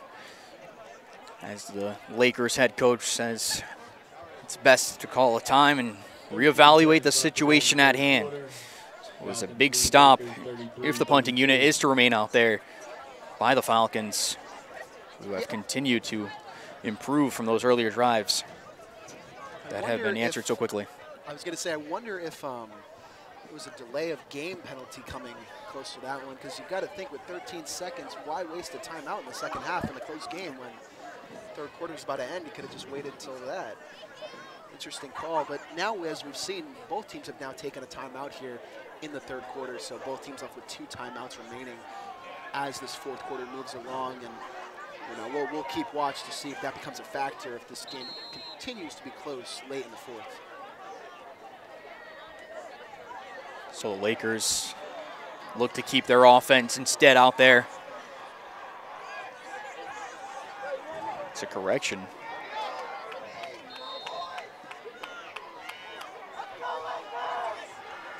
Thought that was Elijah Barlow in the cast. Maybe it wasn't, but Jolly's going to take this one, and he's going to get stuffed.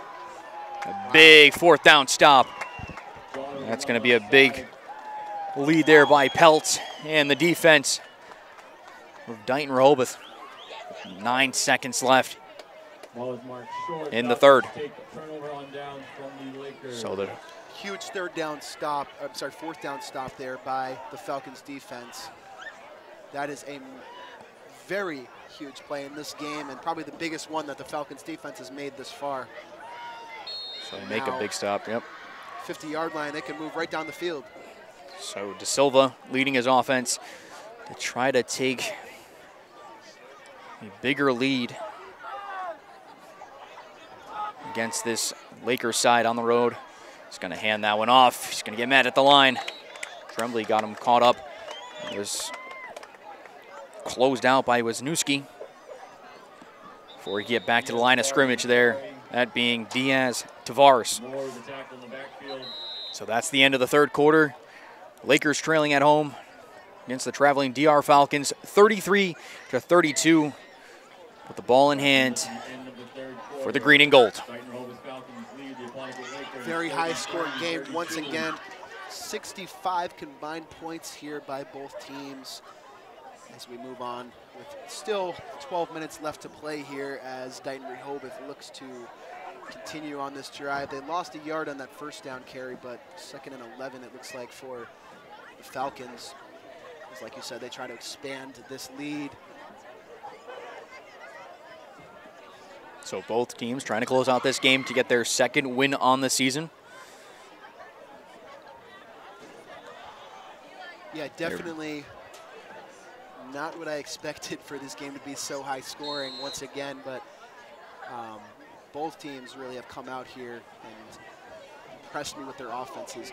This is a huge drive for the Apponequet defense right here. Maybe the biggest of the game, other than that one before the half, as they really need a stop here.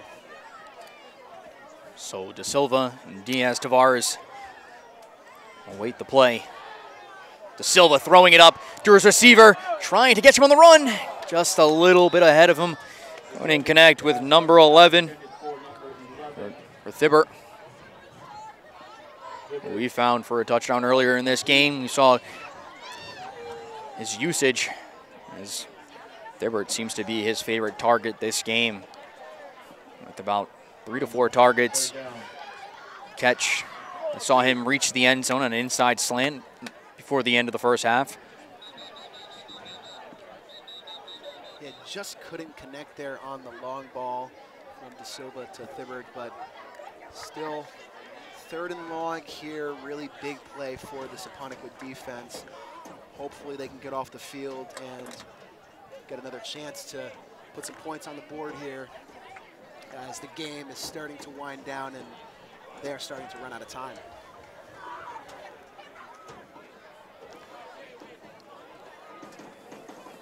So there seems to be a little bit of a miscommunication between the officiating crew on what exactly the time was, but we'll get our official time at 11:38 remaining in this fourth quarter and for this game. As De Silva once again getting set up In the backfield with him on his left-hand side is Diaz Tavares. Number 3 has been a factor here on the ground game and the air game.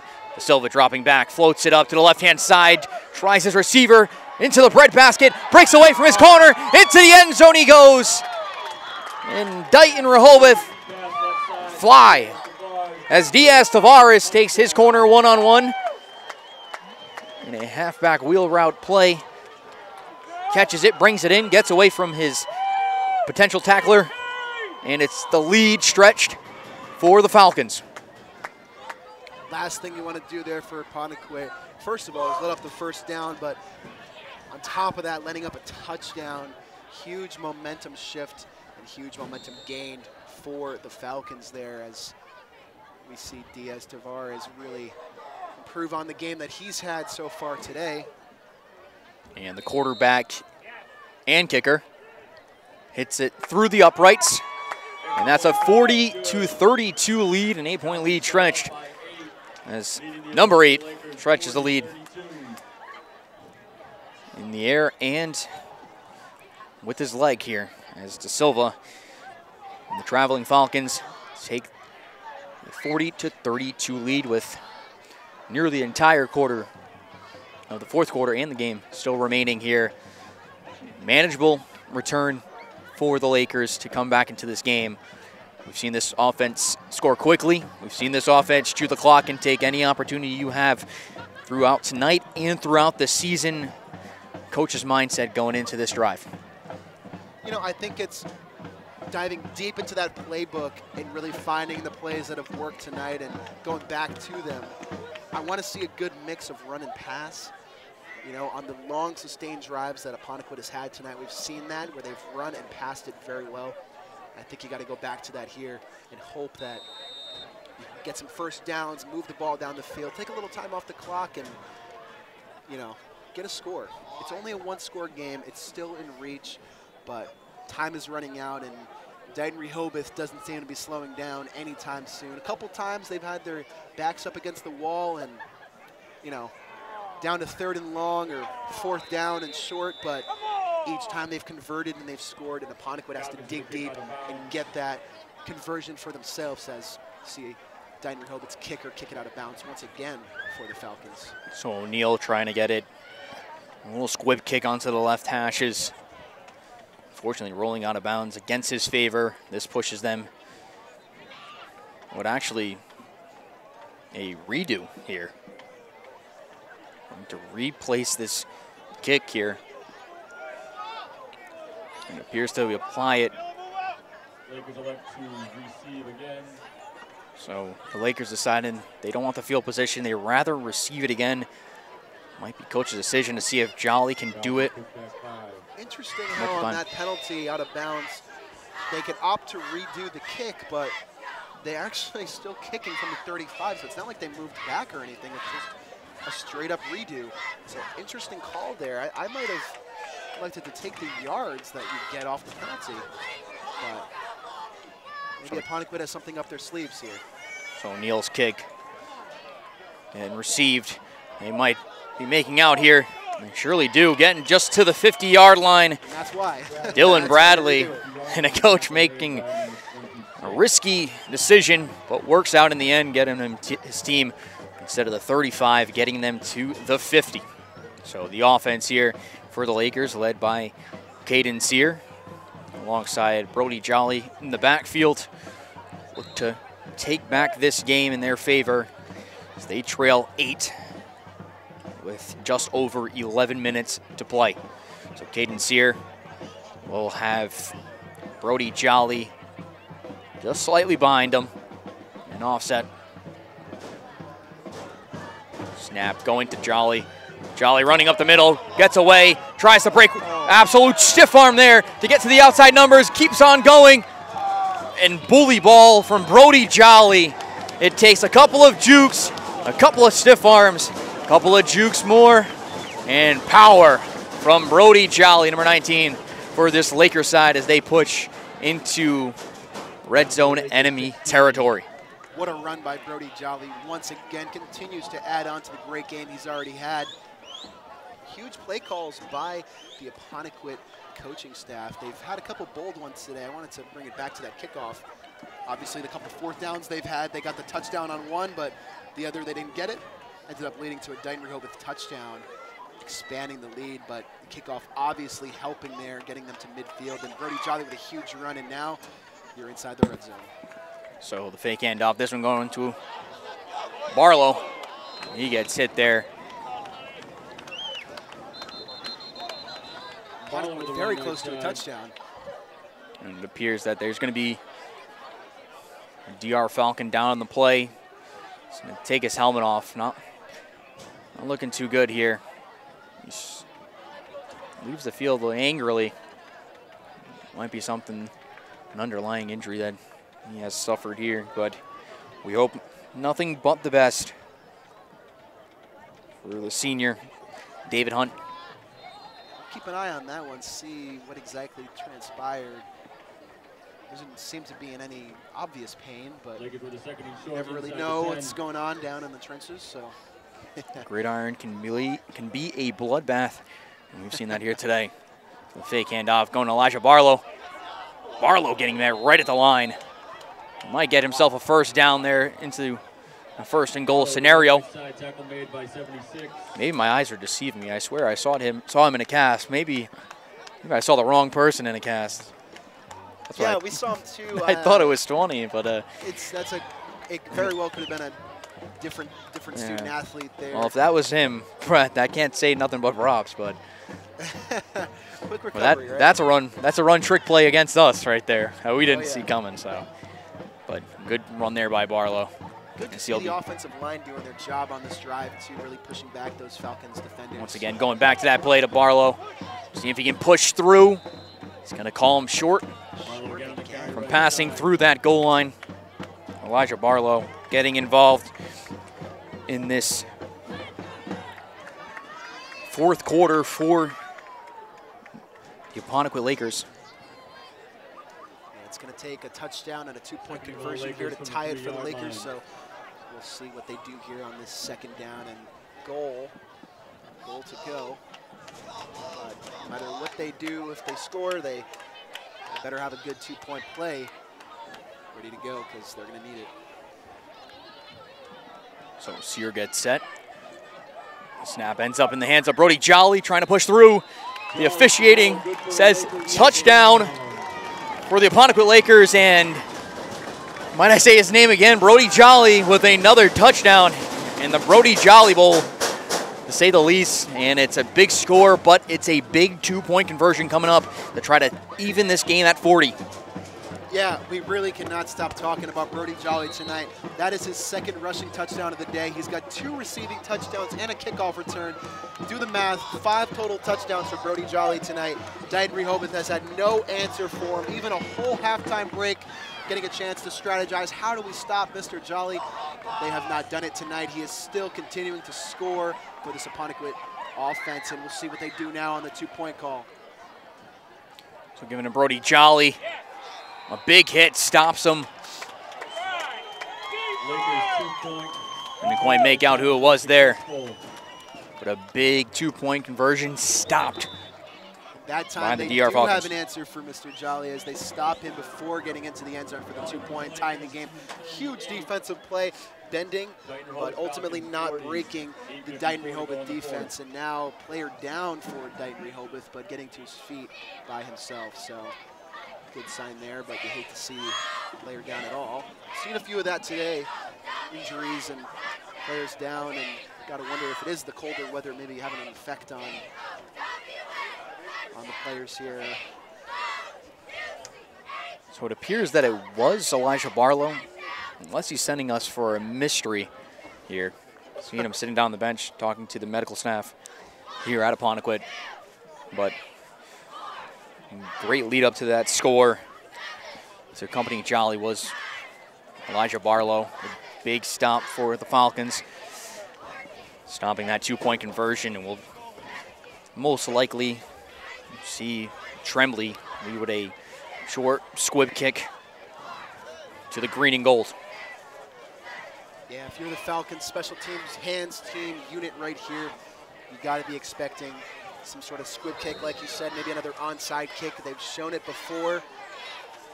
Tremblay, he's done a good job at getting that onside kick, giving Apponequet a chance, but Dighton-Rehoboth, they've done a good job at covering up that ball. So we'll see what Tremblay chooses to do here on the kickoff. So Tremblay and the Lakers getting set. This time a longer squib. There's a return by the sophomore trying to get away. He's pushing himself back, trying to wrap it around. He tries to get away. He does get forward a little bit. Does accumulate some of those yardage back as Messine gets swarmed by 3 or 4 Lakers. So Messine tries to recover. Won't look to go even back more, but there is a flag on the play. Illegal block in the back. It appears to be going against the Lakers, or rather, as a coach, you never want to see that. A player running backwards towards his own end zone, trying to gain positive yards. It's the last thing you want to do. Very rarely do you see a player actually get out of it and get positive yards or score. Usually the defense wraps him up, and it's a major loss. On the receiving team pushes the Falcons back down to their Fortunately, he was able to get a couple of yards, but that will all be negated as the penalty is on the Falcons, and it brings them back inside their own 25. I'm sorry, inside their own 15. So it looks like they'll place him about the 11, maybe the 12. So De Silva alongside Diaz Tavares, who scored on their last drive. The toss to him on the left-hand side. Tries to get away from one defensive man. That is number 28, Dylan Bradley. But somebody that knows a running back. It's another man that runs running back. So a great play there by Bradley to try to keep them in their own zone. The clock continues to tick. Yeah, approaching the 8-minute mark here of the 4th quarter. Still plenty of time for both sides, but now if you're Dighton-Rehoboth, you kind of want to do what Apponequet has done a couple times here, take as much time off the clock as you can. Unfortunately for Dighton-Rehoboth, I don't know if that's really their style. We've seen Apponequet kind of run and gun and, you know, take what the defense has given them, and obviously De Silva's done that too, but, you know, we'll see if they're you know, used to running down this clock and getting some short plays, as this one is blown up. Oh, big play there. Tries to catch that side of the field sleeping. Gets met right away. A great read by this Lakers front 4. So De Silva tries to make a play. Off his back shoulder, twisting to the right-hand side. Unable to get much of anything on that play, so it's still 3rd and long. Great defensive read there by the Apponequet defense. Reading the play, not letting them get any positive yards, and really long 3rd down here for the Falcons. We'll see what they do. So the 6'4" senior looking to lead his Falcons onto a play. Spins around for a handoff. That looks to go to Goosey Jr. But just short. So the clock continues to tick down as 4th down. We've seen the punting unit a couple of times here. And there is power behind the leg. I believe that's going to be De Silva punting this one away. Unless De Silva has a golden boot, this is going to be great field position for the Lakers, as they don't even touch it. Well, that one gets stuck in into the God. grass and pushes Apponequet inside the 35 of the DR Falcons, and 6:25 is a forgiving number for either side here today. Time to score. They did it last time at about the 50 after declining what was a flag on the kickoff. So Lakers are having a gift of field position. So Sear will lead the boys in blue. Lakers have had good field position all day. We'll see how they start this drive off here, looking to retake that lead. So a little bit of low snaps, but good recovery there. As Bradley skin to the left-hand side, gets past a couple of defenders, throws in a shoulder there, and he gets a big first down. A little bit of chatter between both gentlemen, but it's a first down. Big hit. Goes head-to-head with Messine. And And that's Dylan Bradley once again getting his workload today in the backfield. Yeah, and unfortunately for Dighton-Rehoboth, I don't think they've had a three now since the first quarter. But late in the game, the last thing you wanted to do was give the ball back to this Apponequet offense that's been rolling. But here we are, and Apponequet approaching the red zone. So Sear dropping back, gives this one to Elijah Barlow. He's got room in front of him, trying to get away. It's swarmed, or flag's going to be thrown on the play. He will be tackled by numerous Falcons there, alongside Solera, and that front for the Falcons. Flag on the play. There is a flag on the play.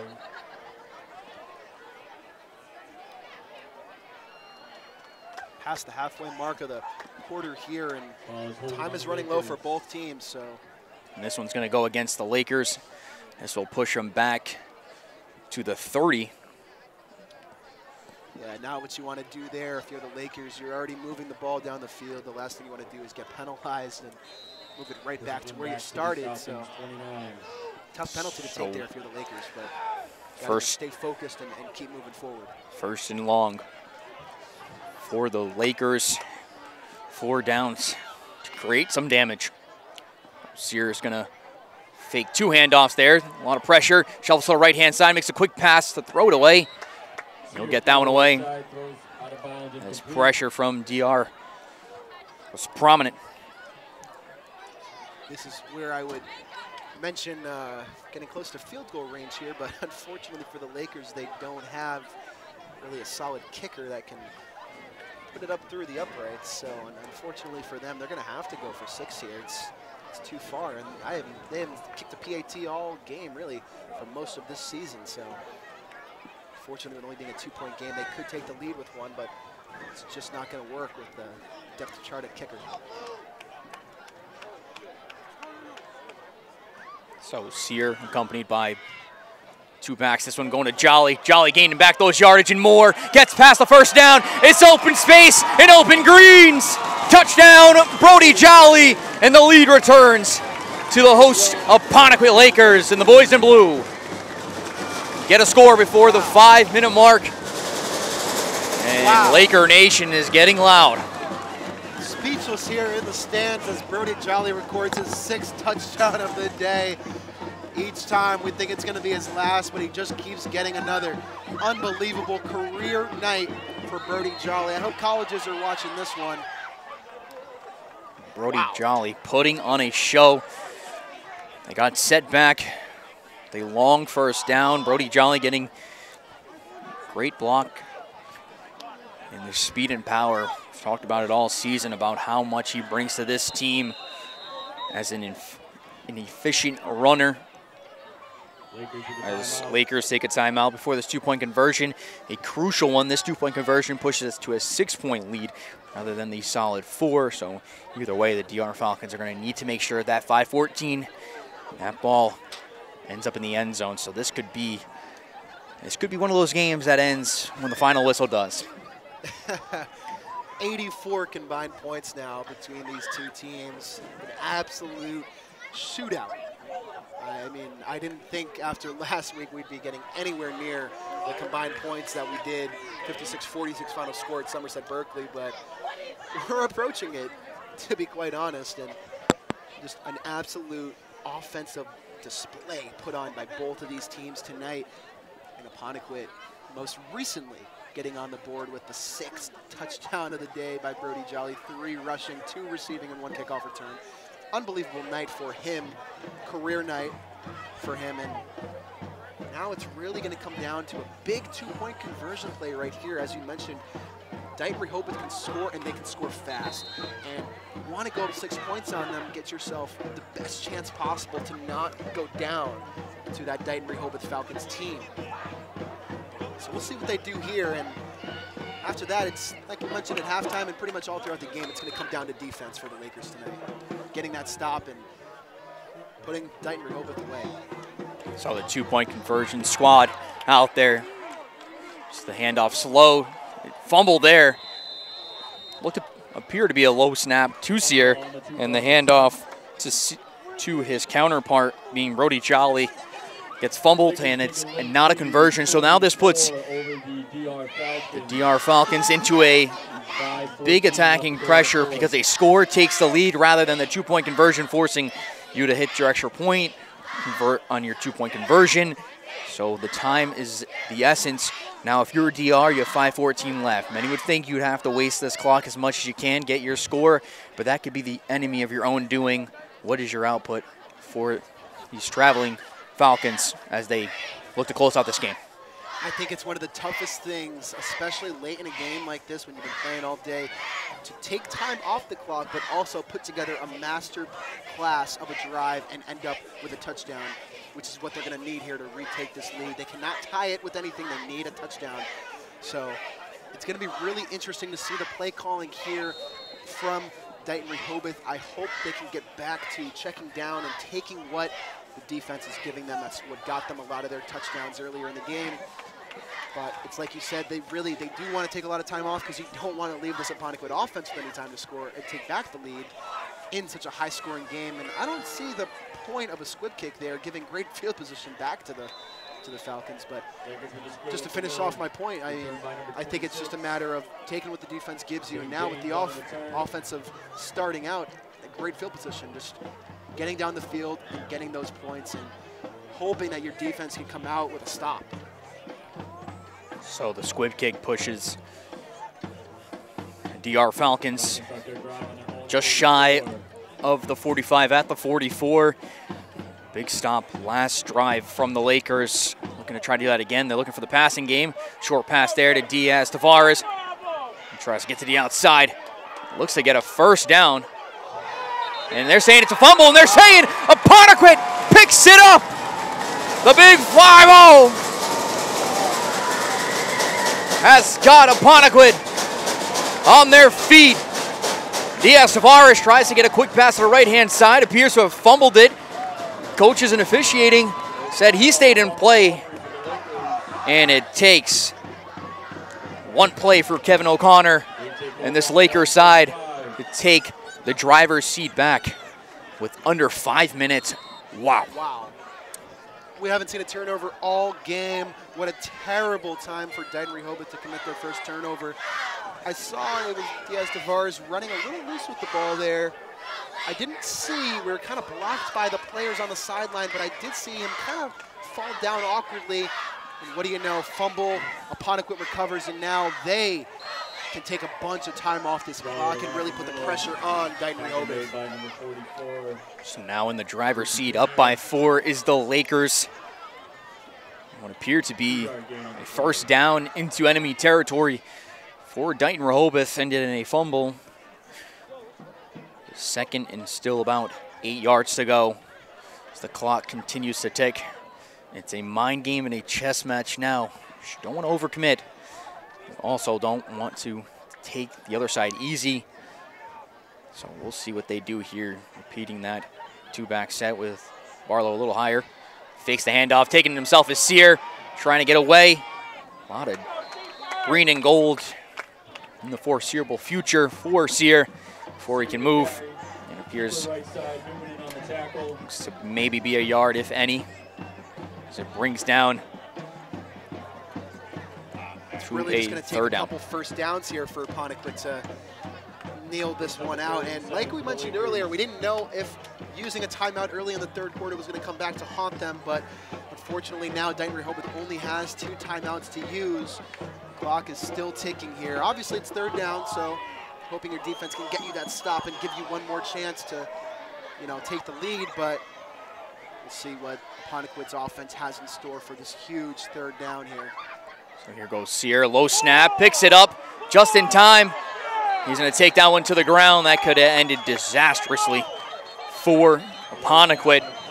A low snap brings up fourth down. Now it brings an interesting outlook. They haven't really used the punting unit. This might be the time they might want to test it here, since they are in the driver's seat and forcing DR to score here. So this is an important timeout. Walk us through what Coach is saying right now. Yeah, I mean, time is ticking now. 3 minutes left, just about, and obviously this could be your last chance if you're Dighton-Rehoboth, so I think You really got to be preaching to your guys to just, you know, get that offense back on the field. Hopefully good field position after the punt. Just taking what the defense is giving you and really just trying to take it slow and get a couple first downs to start off the drive, get a good feel for what the defense is going to give you. But at the end of the day, you got to keep track of that clock. And you got to make sure that you're really ready for that last second heroics for Dighton-Rehoboth. So the punting unit here, led by Wisniewski, the punter. So it could be crucial. 2 back for DR. As Messine must be on the opposing side. A fair catch there. And it brings them to start at their own 35. Previous drive, as we spoke about just about a minute or so ago, it was a quick pass to Diaz-Tavares onto the right-hand side on the attack. Looks to potentially get a first down, fumbles it, gives it to Apponequet. Now this makes it interesting. Now we've essentially chewed up 2.5 minutes of this fourth quarter and of this game. So it's a technical match we have coming up here. Certainly putting the pressure on Dighton-Rehoboth here in the Falcons offense to score fast, taking that time off the clock. 5 minutes sounds a lot better than 3, but obviously you got to stick to what you did on the last drive and get a good stop here if you're Apponequet, if you want to win this game. So Messine there comes in on the motion there. The handoff from De Silva gets them pushing forward. So it looks to be about second and about 4 to go. As De Silva. As De Silva tries to lead his squad. Dighton-Rehoboth taking a little more time than I thought they would be getting back to the line, but still plenty of time on the clock, and they're moving. De Silva dropping back, shuffles from his left, trying to get away, breaks away from Jolly, gets the first down, and gets out of bounds there. And he gets past what appears to be marked just shy of the Apponequet 45. So they are in enemy territory, 2:25. Good play by De Silva to make sure he gets out to stop the clock. 2:25 remaining, 4-point lead, so a score here is crucial. Good scramble there by De Silva, getting out of bounds, stopping the clock at the 2:25 mark. Still plenty of time from where they are to get all the way down and score a touchdown and take this lead. So De Silva here. It's a drop back, trying to find a receiver. A lot of pressure there on his back foot, floats it up. A flag there, and they're going to throw another one there as well. Might be a PI on that one, but we'll see what both flags are. If they're going to say anything.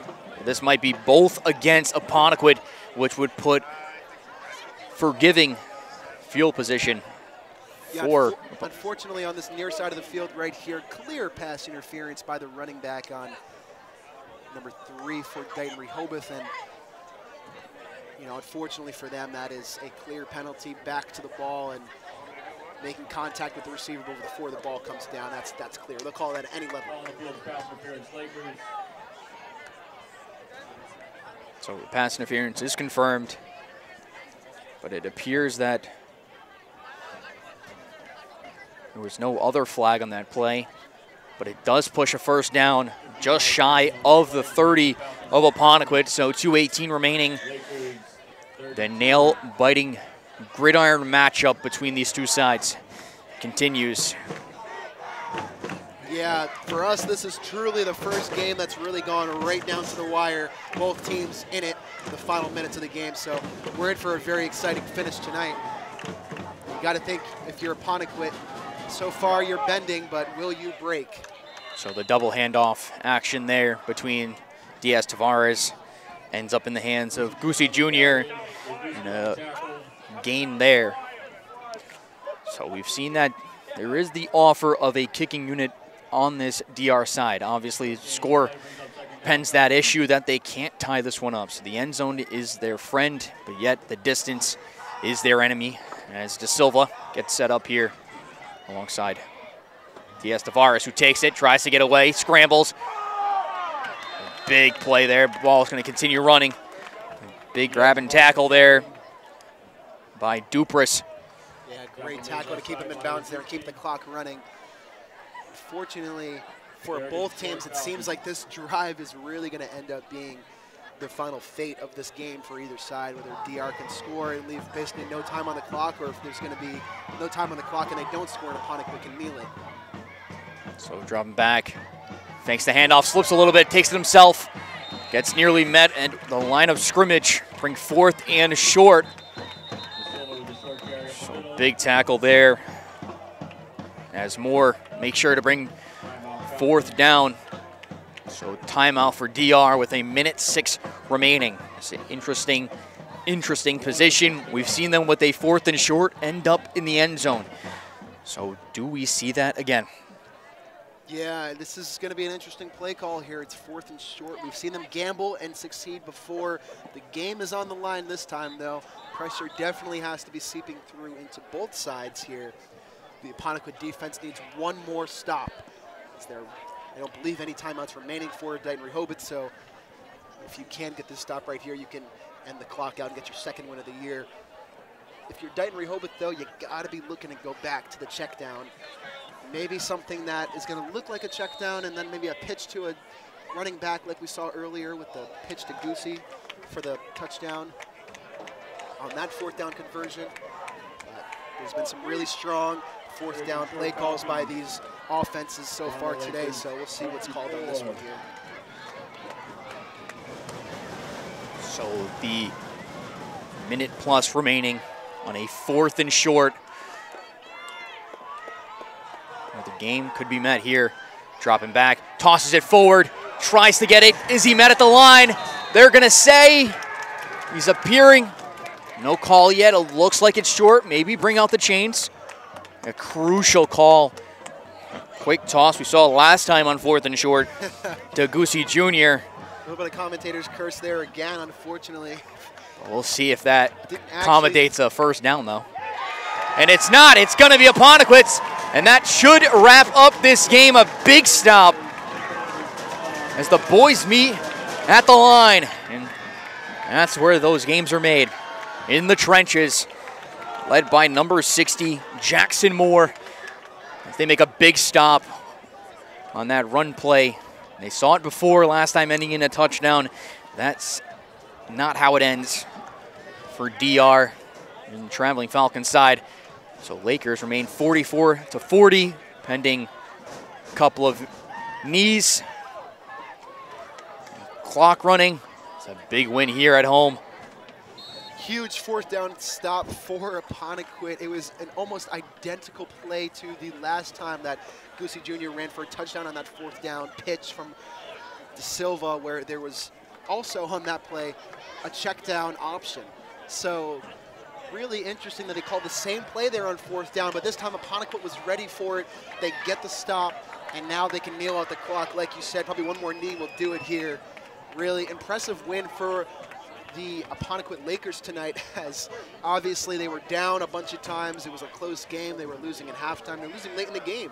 But what did we talk about so much? It's that defense. And in the end, it was the defense that won them this game in the red zone, very close to the red zone. And Apponequet's going to go to 2-4 here. So Apponequet picking up a big win against Dighton-Rehoboth, and the traveling Falcons fall short by 4. The Lakers winning 44-40. As they pick up their 2nd win of the season, the 5th loss being handed to the traveling DR Falcons as the gentlemen shake on a well-fought game. Lakers making it over 3 games, over 40 scored. And they continue to keep the high-powered offense going. I've been Eli Medeiros, joined by David Montero for a great matchup here on a great Friday night. A little bit brisky, but didn't hold from a fire-packed game. That brought a lot of heat. We'll be signing off here at Apponequet. We'll see you next week as they get ready for Greater New Bedford.